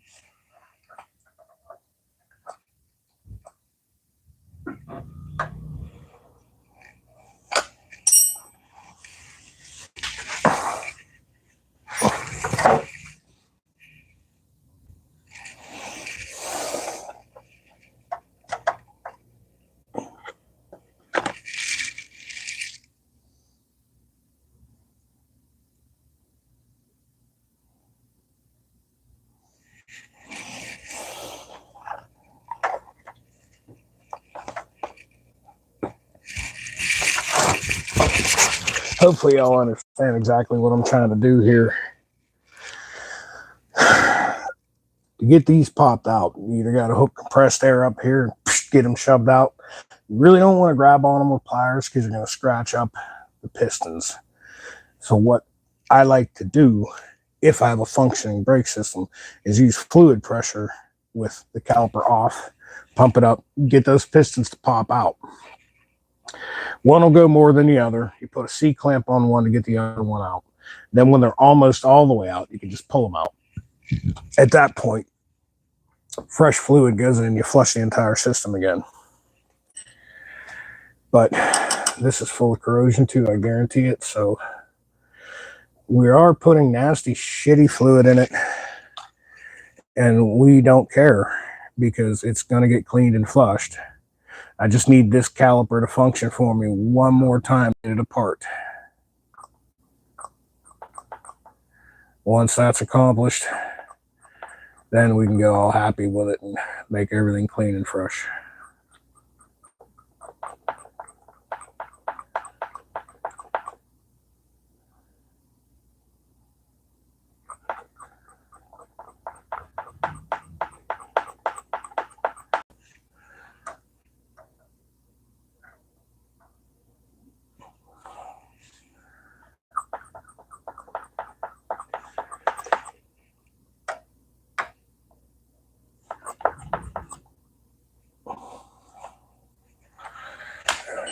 Let's see what we got in here now. I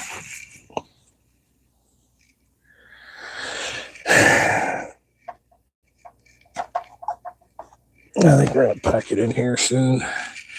3 o'clock. I'm trying to eat by 5. Means I need to start cooking at 4.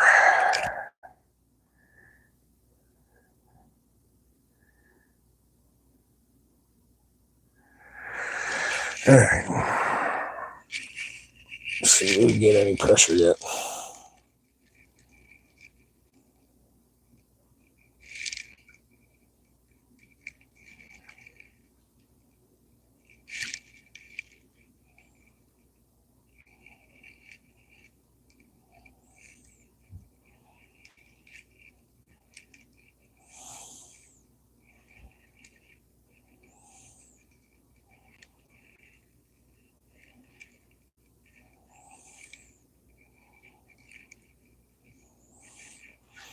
Okay, we got enough to get that caliper apart.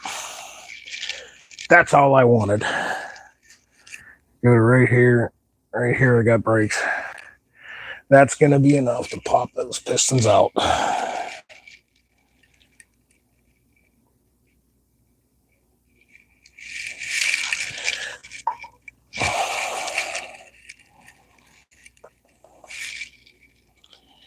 That's all we need to happen.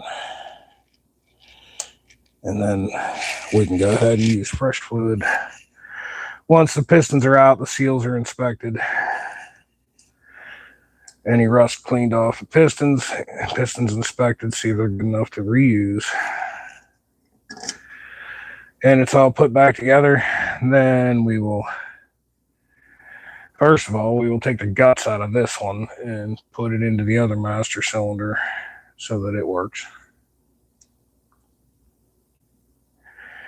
And at that point, we'll put fresh fluid in a nice clean system. But for now, brake fluid ain't fucking free. And I'm not exactly charging for this job. This is for a brother from another mother who needed a helping hand. So, it's the name of that thing. That's why things are getting done the way they're getting done. We're making it work with what we got for a brother. I told him, just send me the parts that I tell you to send me, and I'll make your machine go again. I don't want no labor. Oh, okay.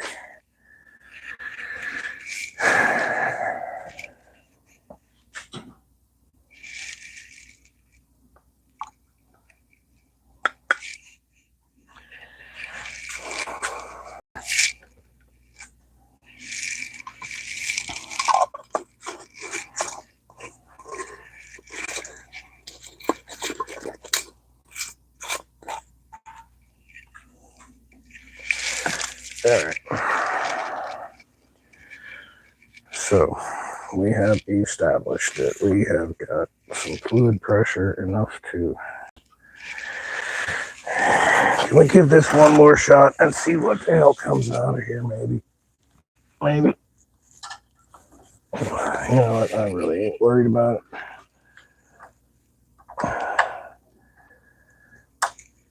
A little bit of air. Okay, that's going to be good enough to pull the caliper. Do what we need to do there.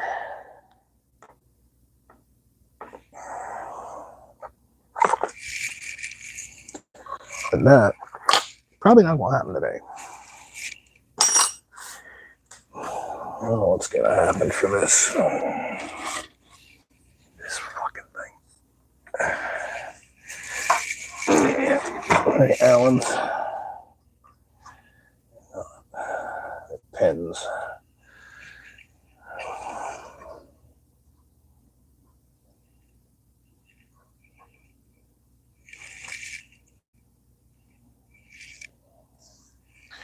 Right on a pin there, and we right on a pin there. Oh, fuck. So, looking like we can unbolt you here.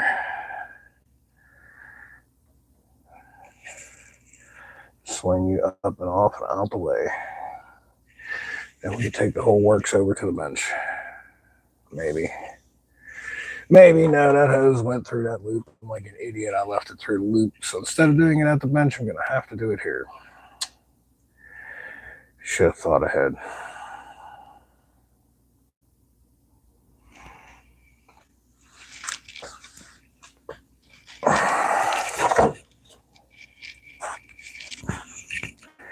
But I didn't.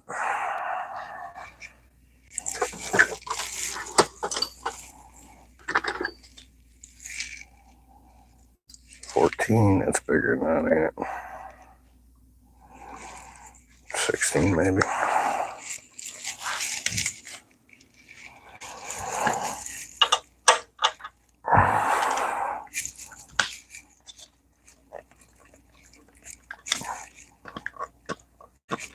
Oh, I hate these plastic racks, dude.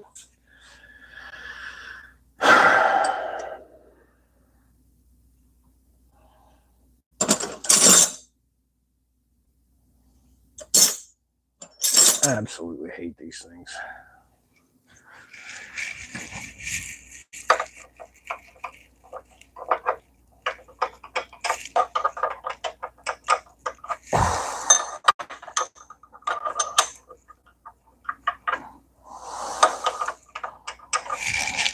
It's 14.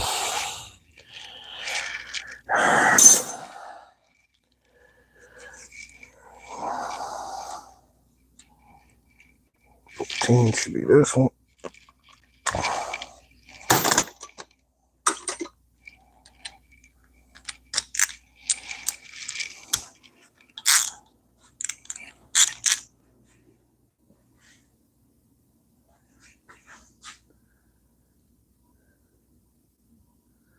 Hey, what's up, Jimmy?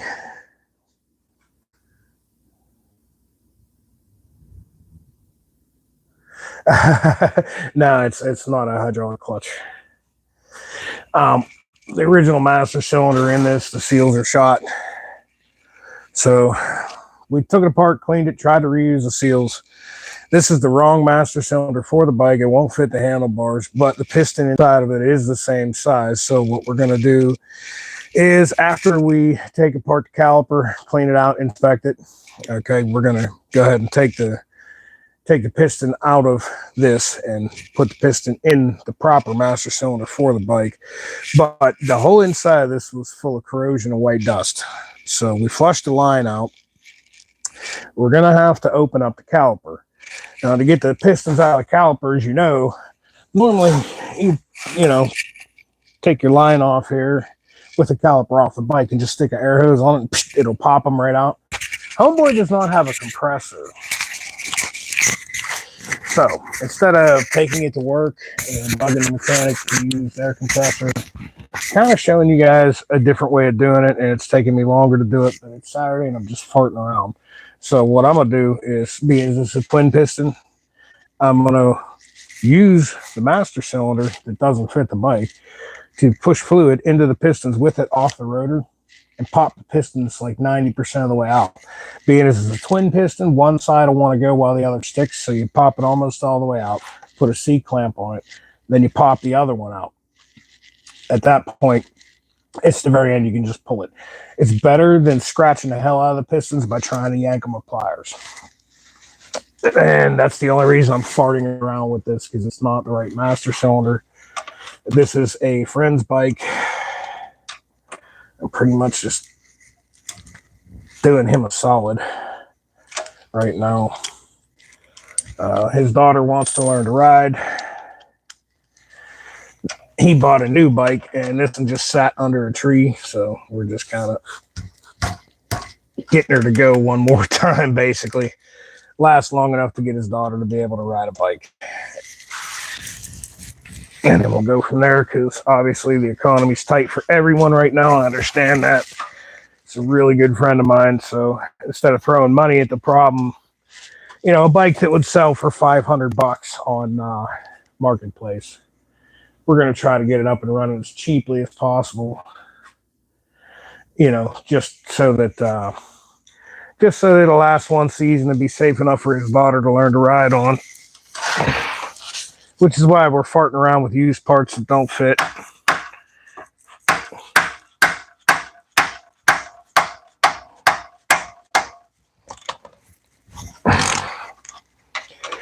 You know, and doing shit the old school, I'm in a garage with nothing, this is what I gotta make it work type of way.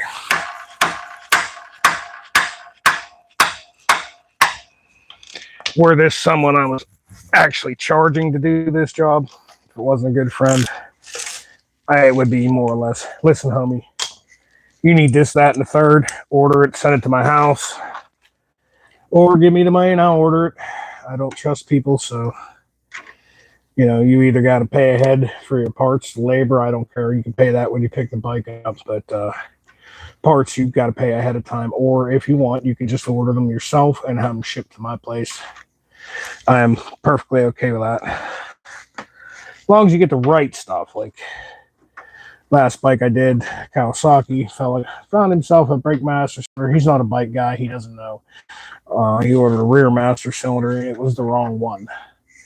And once again, to help a brother out, I took the guts out of it, because the master cylinder didn't fit the bike, but the piston, you know, the plunger and the actual cylinder were the same size. So I ripped apart his old master cylinder, cleaned it out, used the guts on the new one, which added like 2 hours extra labor. I could have been a dick and charged him, but I don't believe in that, so.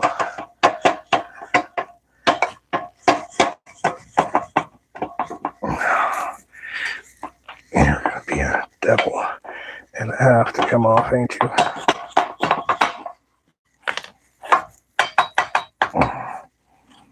I'm in one of the moods where I want to walk away from this, and I think I just might have to. I'm not in the mood to deal with it. There we go. Yeah, brake pads are not the best looking in the world. Yeah, you need new brake pads on me. They're not shot, but they're real close to being shot.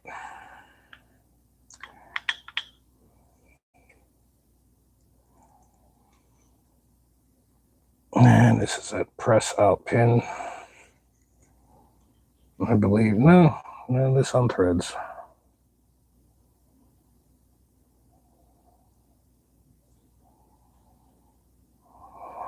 Well, it's going to be a nightmare.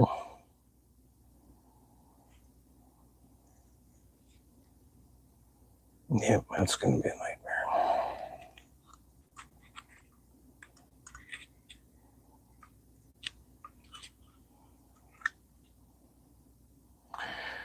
Okay. Come on down here to my level real quick. Let's show you something. Okay, we live in a state that loves fucking road salt because, you know, winter. All right, I'll get you where I can see it too. All right. How do you see?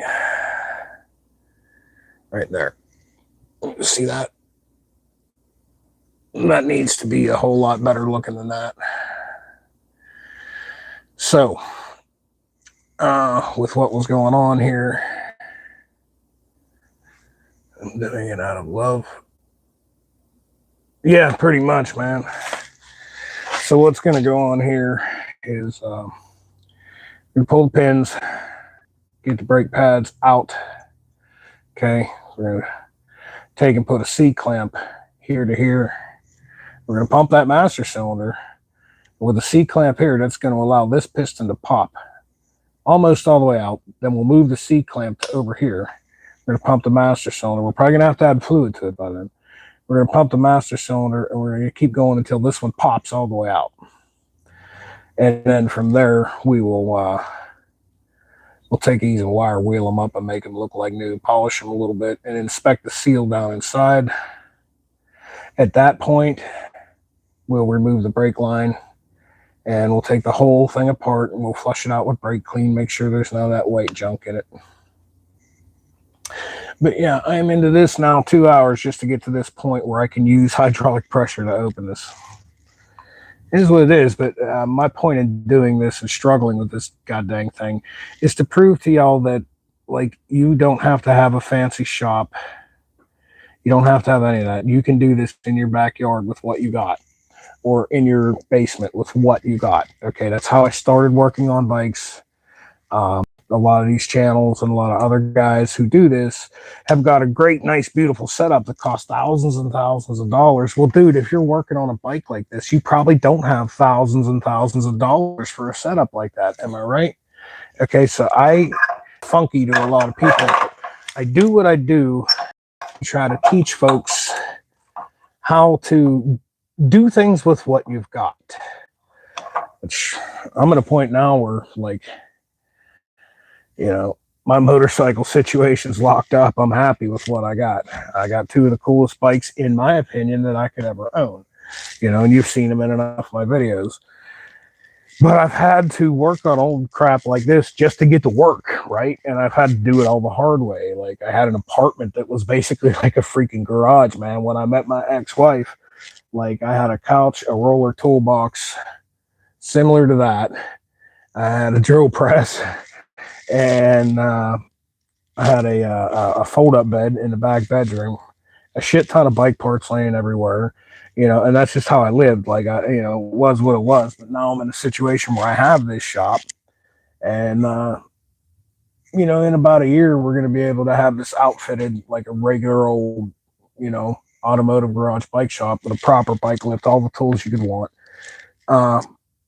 But in the meantime, in between, while I'm building up the shop, I want to show folks how to do this kind of, as I put it, the hard way or the old school way, the way I've always done it, just to prove that you can do it. That's what we're about here at Phoenix Motorsports. That's what we're about here. Work on your bike, man. Don't sit back and not ride your bike because it needs this, that, and the other, and you just don't have money or a place to do it, or the proper tools. There's always a way around it. It takes a little more thinking, and all the tricks that I picked up over the years of making something work when I did not have the proper tools and equipment, finding shortcuts and ways around it. That's the kind of stuff I want to teach you guys. You know, folks will say it's the wrong way to do it. Yeah, you're right. It is the wrong way. You need this, that, and the third tool, or you need this piece of equipment. And you're right, you do, but there's ways around that. And for me, I feel like I want to spread the knowledge I got to you guys, and that's why we do things the hard way a lot on here. It's kind of like partial inspiration for that, I'm not gonna lie, is one of my favorite YouTubers. Actually, after dinner, yeah, we're gonna wrap this up now because I want to have dinner ready by 6. And anyways, partial inspiration for doing all this is one of my favorite YouTubers. After dinner, I'm going to watch his latest revive and drive. Is my man Derek Beery, Vice Grip Garage. Like, he takes cars that are like pretty much everybody's ready to call like a tow truck guy that comes and scraps your shit, gives you pennies on a dollar for it, whatever, and just takes your shit to the bone pile. You know, he'll take some shit like that out of the field Mickey Mouse rigging enough to get it home to his garage where he has all this shit, and fix it up, sell it, do whatever. But he'll make it live again so that somebody can enjoy it. All right. And that's the whole point of Phoenix Motorsports, as I put it, making these old bikes rise from the ashes and ride again. Riding with Rody. Hey, what's up, Riding with Rody? What we got here? Kitchen is a great place to rebuild carburetors. Absolutely it is, dude. Everybody I talk to about doing their own carbs, I'll send them links to my videos and I'll tell them, dude, get you an old cake pan, right? Because you can take an old cake pan, you can rebuild that carb, you can put your parts in that cake pan and you're not losing stuff that way. It's the easiest way to do that, right? Man, I'm blessed. I got hot water in my garage and a toilet. When you talk about making it in life, shit, I'm a different breed, man. I'm an old school biker. And to me, making it in life is having all the tools and everything I need to fix whatever bike I want. And having a fridge, a sink with hot water, and a toilet in my garage, shit. Might as well have a damn hot tub and swimming pool for a guy like me. Street level guy, But yeah, dude, that's why we do what we do, man. I've done it the hard way for so many years. And I want to inspire folks and just get them out there. Get out there and ride a motorcycle and enjoy it. I don't care if it's a Honda, Suzuki, Kawasaki. It ain't got to be a Harley. I got a couple of badass Harleys that I really enjoy them, man. They were like basically two of my dream bikes that I saved my money up and I bought them. I had them before I had this garage, and I come up for years before there was any gray in my beard, working on old hoopty crappers like that, and sometimes doing it just so I could get to work, right? Because that's the only way I had to get to work. So, I mean, that makes you or breaks you. Anybody can be a parts changer. But a mechanic is someone who can take junk and turn it into something usable still.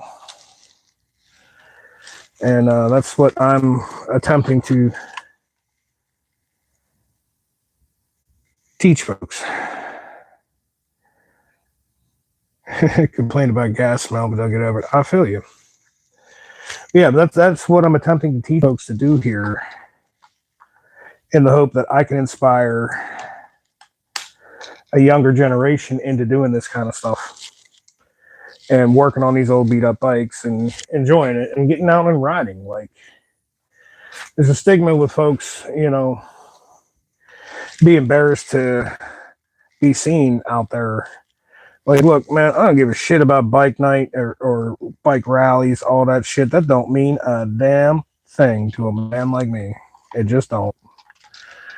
Like, what means more to me is firing up my machine on a nice Saturday and going up to the mountains and just enjoying the day, or shredding some back roads around here and dragging a floorboard, or even just taking the missus out to dinner, but taking the bike to do it, right? I don't do the whole motorcycle scene.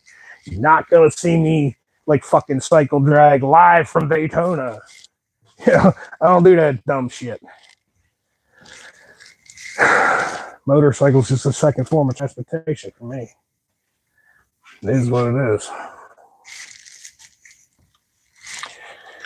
So I think we're going to wrap it up here for tonight. Well, for the afternoon. I'm going to go cook me some pork chops.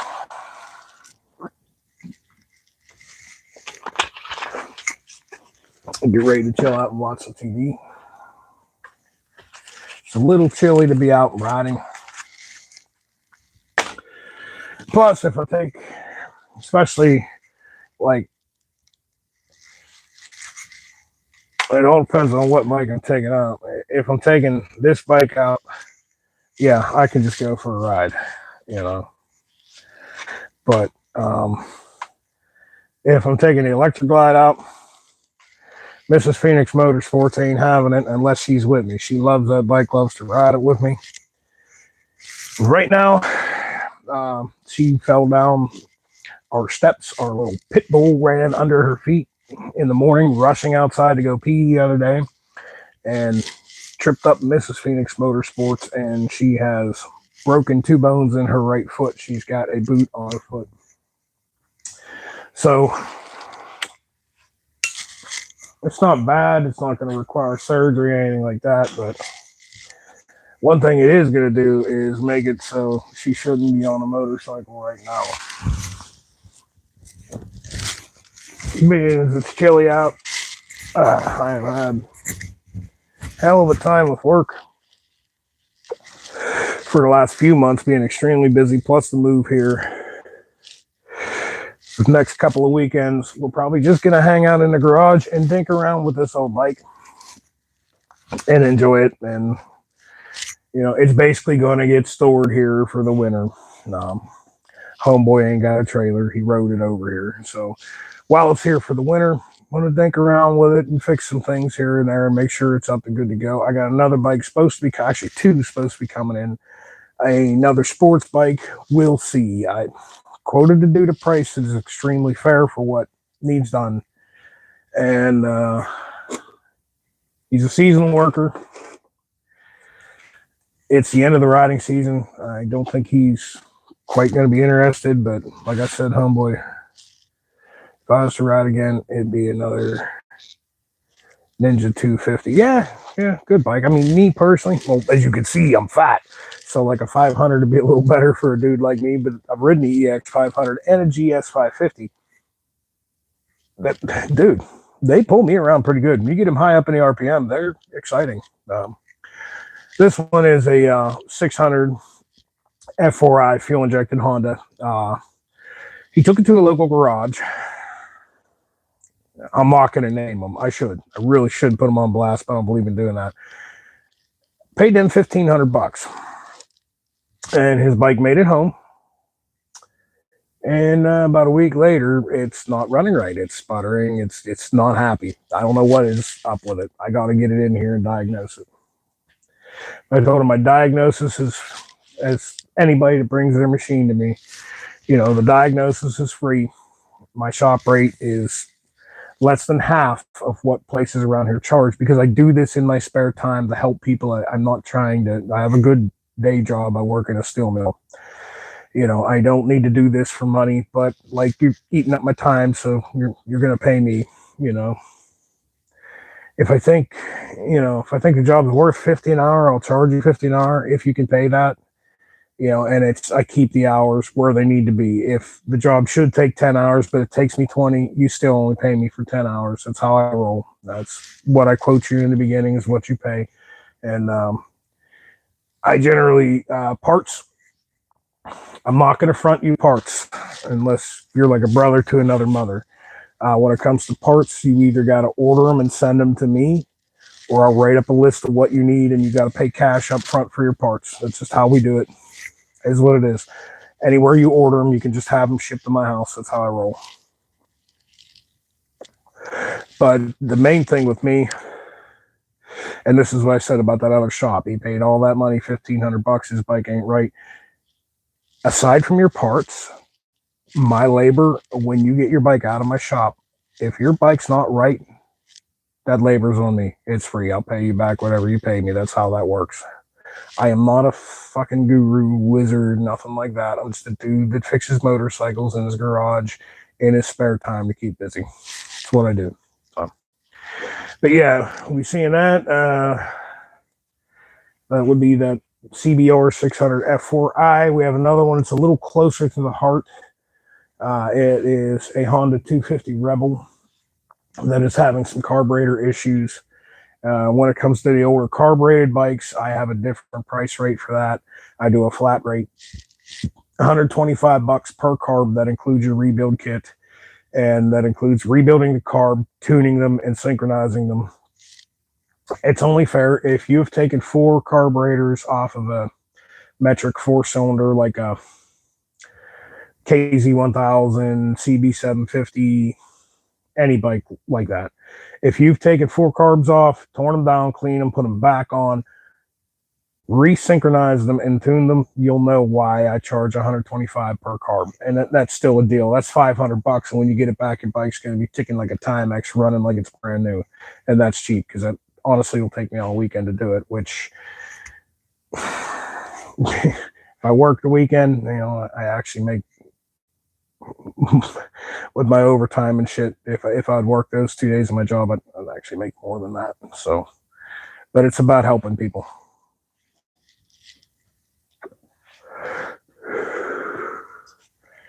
The only thing that sucks is when I do this live, I can't play music in the background, and I really like to work with music. It's just what I do. I was doing it live from YouTube with no music. Live from Facebook with no music. Now, prior to this, I played music in the background. I'd get a ding once in a while, and I'd have to answer it because they want to take the video down. Like, look, it's being played on terrestrial radio. They already got paid for the advertisements. They're announcing the channel. That is what it is. But YouTube does not care. They will shut my channel off if I play music, which absolutely sucks. So you're not going to see everything I do live, but things like this, like today, I wanted to show this because this is the hard way to do it when you don't have the parts or can't get the parts, or you have parts that aren't exactly correct and you make them work. This is what I wanted to show, folks.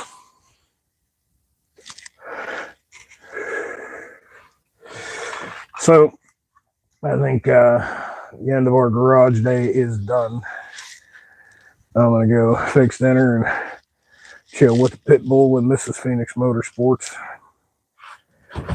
and watch some TV and just relax for the rest of my day. And maybe tomorrow, if y'all tune in tomorrow, probably around the same time, depending on what we got kicking for today, between noon and 1 o'clock, something like that, we will get into disassembly of that Taquico caliper and cleaning that up, making it good and functional again.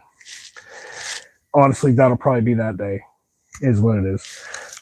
We might get back into messing with that other master cylinder and getting it working. So that's what's up. Thanks for watching. Really appreciate it. If you're not subscribed, look, I can see this through the analytics, motherfucker. I can see that a lot of you watch this shit and you ain't subscribed, and that ain't cool. That's bad for you. You don't watch my shit. Dude, it's absolutely free. Matter of fact, if you don't like the footage, I'll give you back the money you spent on clicking that like and subscribe button and the notifications bell, huh? My man, I appreciate it. I know you are, because we've had conversations on here riding with Rody. But I think we're going to wrap up today. And I'm going to go cook my pork chops and mashed potatoes. Thanks for watching. I'll catch y'all later.